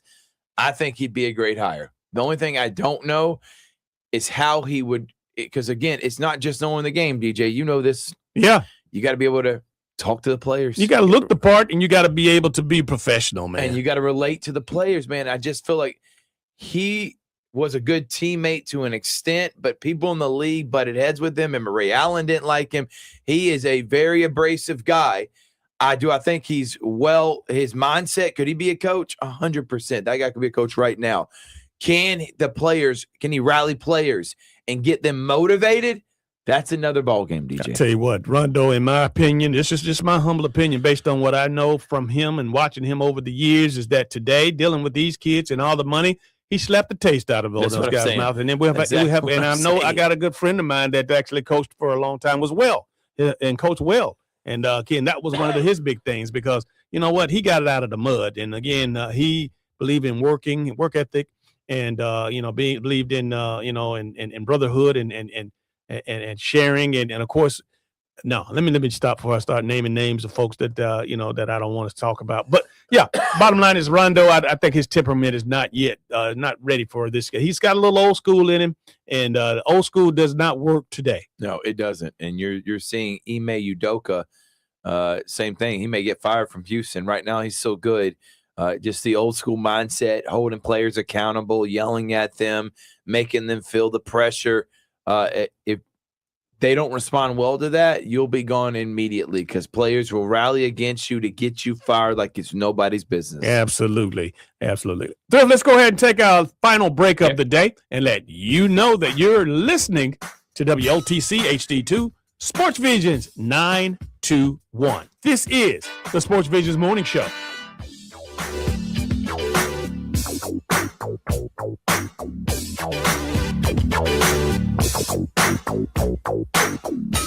Hey, it's Dan Patrick. Thanks for making us your home for local, regional, national sports talk in the Chattahoochee Valley.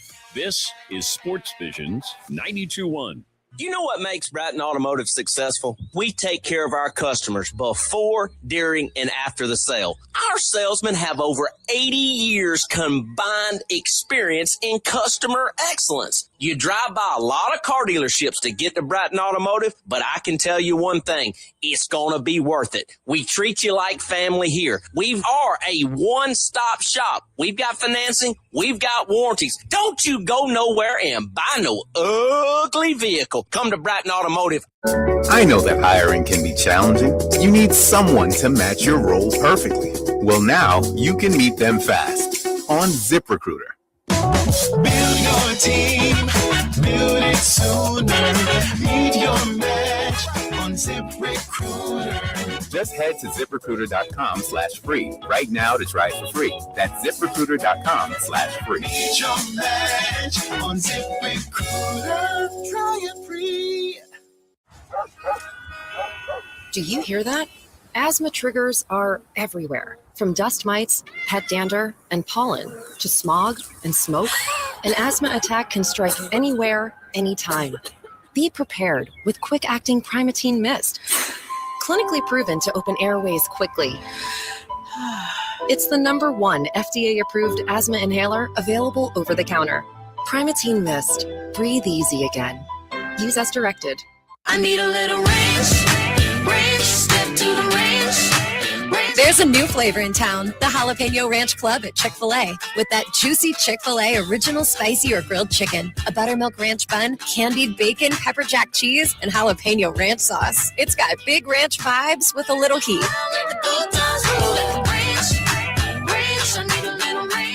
Chick-fil-A's new Jalapeno Ranch Club, available for a limited time only. Order ahead on the Chick-fil-A app. You're waking up with a Sports Visions morning show on Sports Visions 92.1. Now back to former Green Bay Packer DJ Jones and Thrift Behringer.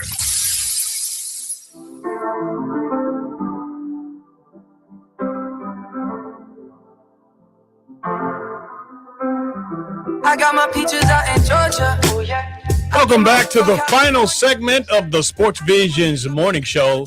And Thrift, after this segment, Hump Day will be in the books. Yes, it will be, DJ. And I can't believe it. I don't know why I say it every day, because every day goes by super fast, and we're on to the next one. Absolutely. Hey, big shout out once again to the Glenwood Gators, also the Brookstone Cougars. And again, you can't forget about Troop right up the road, man. Yeah. Everybody's getting ready for the big game. We're cheering on Troops in Novus Park this Saturday. The Georgia Alabama Sports Live crew will be broadcasting it for the NFHS network, but we'll at least get to be there and cover and see Coach Glisten. Should be fun, DJ. Brookstone hosts Stratford, doubleheader on Friday. That is 2 versus 3, winner to the state championship next week in Statesboro. It will be at Brookstone, 2:30 on Friday, 30 minutes after game 2 on Friday, and if necessary, at 2 o'clock on Saturday. And for the Gators, they play at 5 p.m. Eastern today at Jacksonville State University. We'll have an audio-only version once again. What my recommendation is to do this. It's very easy to do, DJ. If you're willing to pay the NFHS fee. If you don't want to pay it, fine. Listen to the free version. That's why we're there to do it. But if you have an NFHS, just put that up on your screen, mute it, and then have a Georgia Alabama Sports Live in the background. Boom, DJ. There you go. You got yourself a fantastic broadcast. There you go. All right. Hey, big shout out to, of course, the Columbus Lions, man. Now, of course, undefeated 5-0. They got the week off after a much needed, very good start to the season. But they're going to take a week off, and then they're going to be back at it. But, of course, our Columbus Clingstones are down in Pensacola, and they're having issues as they lost last night. But hopefully they can get it back together before they get back home. Of course, they'll finish out that series with Pensacola on Sunday. Yeah, I know they're hitting a little bit of a lull right now. The thing is, they're still one of the top teams in the division. I'm not sitting there freaking out, but this is why seasons are so long, especially during these like May into June. It's hard to get motivated, but at least for them, especially in minor league, you're playing for a first half championship. Unlike in majors where, you could be 10 games back in June and make a comeback in August. Here, you're trying to go ahead and cement yourself in the playoffs. So you want to take this seriously, I hope the Clean Zones can be able to do that. And they are a game under 500. Yep. So again, that's not bad because again, you still got a lot of games left. But took it under the chin last night to Pensacola, losing 3-1.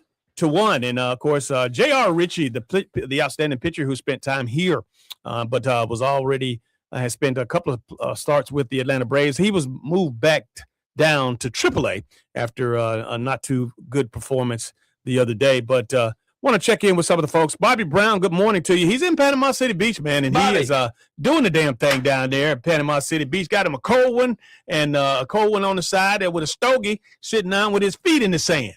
Bobby, don't ever talk to me again. Thank you for not. I appreciate you not inviting me, brother. I tell you what. Also, good morning to Debbie Crowell. I tell you what, her son and I are putting together this amazing camp that I've been able to do on his behalf for about the last 8, 9, 10 years or so. And that's the Isaiah Crowell Youth Football Camp. That's coming up on June the 27th. That's the Saturday after Father's Day. So again, that'll be that's scheduled to be at Shirley Winston Park. And again, we got signups for that. That'll start around the first of the month and be on. You got to listen to this show to know when. And of course, we'll let you know exactly what date, what site to go to register. And I tell you, man, it's a first come, first serve kind of deal. We probably have about 225, 250 kids, but included in this wonderful dynamic camp is, again, not only the instructions from some of the finest people in the city with regards to the Columbus Lions. Coach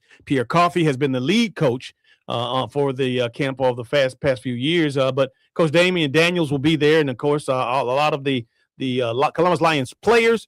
But the fact that Isaiah has a bunch of old teammates and colleagues from the NFL that are going to be with us this year, and we're looking forward to it. I think this is awesome. I think the combine stuff and let the kids feel like they're part of the NFL draft. That's going to be really cool. I didn't emphasize that the camp is going to be adding another element. And Thrift, just what he was saying is that Isaiah mentioned that he wanted to have a combine experience so that these kids that will have an idea of knowing, and at least they can start now of mastering these drills that, and again, learning how the correct form and running the 40-yard dash and, how to get, do your vertical jump or your vertical leap or your broad jump and, just learning technically at a young age so that when you do get to the high school or college, you will have done this as a youngster. So technique wise, you will be able to get the best out of your athletic ability. No doubt about it, man. I think this is awesome. I've been part of this camp for the last couple of years and looking forward to doing it again this year, DJ. Absolutely. And again, these guys get a T-shirt. They get lunch. Man, it's just a lot of great things. And this camp is did I tell you it was absolutely free? And then they get elite coaching. You get to see some former NFL players. Like, come on, DJ. This absolutely. is best of the best. Yes, indeed. Hey, man, but that's a great thing. But more importantly, I do want to shout out all of the spring sports champions and all of the teams in the area that have a chance to win here as we school comes to an end and the summer approaches. Yeah, no doubt, man. And I want to say for those still alive, Brookstone Troop and Glenwood Baseball and Brookstone Soccer and Pacelli Girls Soccer. So Brookstone Girls Soccer lost last week. Pacelli boys unbelievably lost at home to the number 8 seed Fulton Science, and that's what happens in sports, man. So Coach Goja's team will not go for the three-peat, but great season for them. For Coach Cochran, they won 10-0 on Monday. So they dominated the number 5 seed. I think Coach Cochran and the girls, they'll move forward. They play at Stratford on Friday. Brookstone boys soccer host Mount DeSales on Thursday. If Pacelli and Brookstone, both programs still alive, win, they go on to the state championship next week in Macon. So cheering for all the teams still alive, DJ. Chip. And I forgot one more. I got to mention. Sorry, DJ. Yep. Glenwood softball. Yeah. I keep forgetting Josh McConnell. How dare you? And in their second year of the HSA, they're in the state tournament. They're coming in as the number 2 seed. It's probably going to be them and St. James, but guess what? 8 teams are in it. The double elimination tournament starts Thursday at Chocolate Park, where Glenwood was just playing. So hopefully the Glenwood baseball team can close it out today. And then tomorrow and Friday, we can hopefully see the Glenwood softball program bring home another state championship. So cheering on those Lady Gators as well to do something special. I love saying Chocolate Park. I do too. Absolutely. So yesterday I said it's Chaka. Yeah, and I said Chaka. Wherever I said it sounded like it said C-H-A and Right. C-H-O. Chakalaka. Right. Chaco-laco. Chaka. DJ, we're going to keep butchering it. I promise you. I definitely got to tell you this, though. I want to congratulate you for keeping your composure, because obviously, you know, back in the day when those people were talking that crap to you that were sitting in front of you, you would have been in a fight, dude. You might have not even made it back home, without going to jail. That's how you know he's my mentor, because nobody else probably noticed yesterday me getting frustrated, but DJ knew your boy. And the thing is that I love Big Rich, but he's always so oblivious to everything that's happened there. He's in the game. He's producing. I'm not trying to take away from Big Rich, because yesterday he killed it, man. Yeah, he did. Produced, called the game, did a great job. But, you know, the hearing people around him, Right. no. And so every time we say something, they would mimic. But then when they started, and you could hear me starting to get a little fired up, it's 14-6 end of the 6. Because I'm like, Gordo fans are really cheering on their team down by 12 runs. But I love that. That's what you're supposed to do. It was all in jest, DJ. Only thing I didn't agree with them is, if you give up 22 hits, I'm not blaming the umpire for that. It was batting practice, huh? It was batting practice. And the Gators have been doing that, DJ. Yeah. They're averaging right now that with 18 more runs, they have scored 95 runs in a 6-game winning streak. That is 16 runs a game. And this is during the quarterfinals, semifinals, and state championship series. You just don't do that, No. and the Gators are playing really well right now. Absolutely. Hey, man, so right now, why don't you do so? Tee us up for, of course, this call this afternoon at Jacksonville State University. Thing is, with the Gators, yesterday, Cooper Favors, their number one, only used 44 pitches. He's still got 80 more. Okay. So Coach Train has got all his staff, and here's the beauty of it. For some godforsaken reason, the Gators are not the home team in this series. Gordo is. So Gordo gets to be home first and third game. Gators the second game. Well, guess who's up 1-0 and gets to be home in game 2? The Gators. That's so right. That's going to work in their favor. We'll have pregame at 4:45 and at 5 o'clock, first pitch from Jacksonville State University. DJ can't wait to do it and can't wait to be back here tomorrow morning. All right, Hump Day Show is in the books. You hear the music. You know what that means. That's going to do it for this edition of the Sports Visions Morning Show. On behalf of Thrift Behringer, I'm DJ Jones, reminding you to keep your eye on the ball. But I need some love.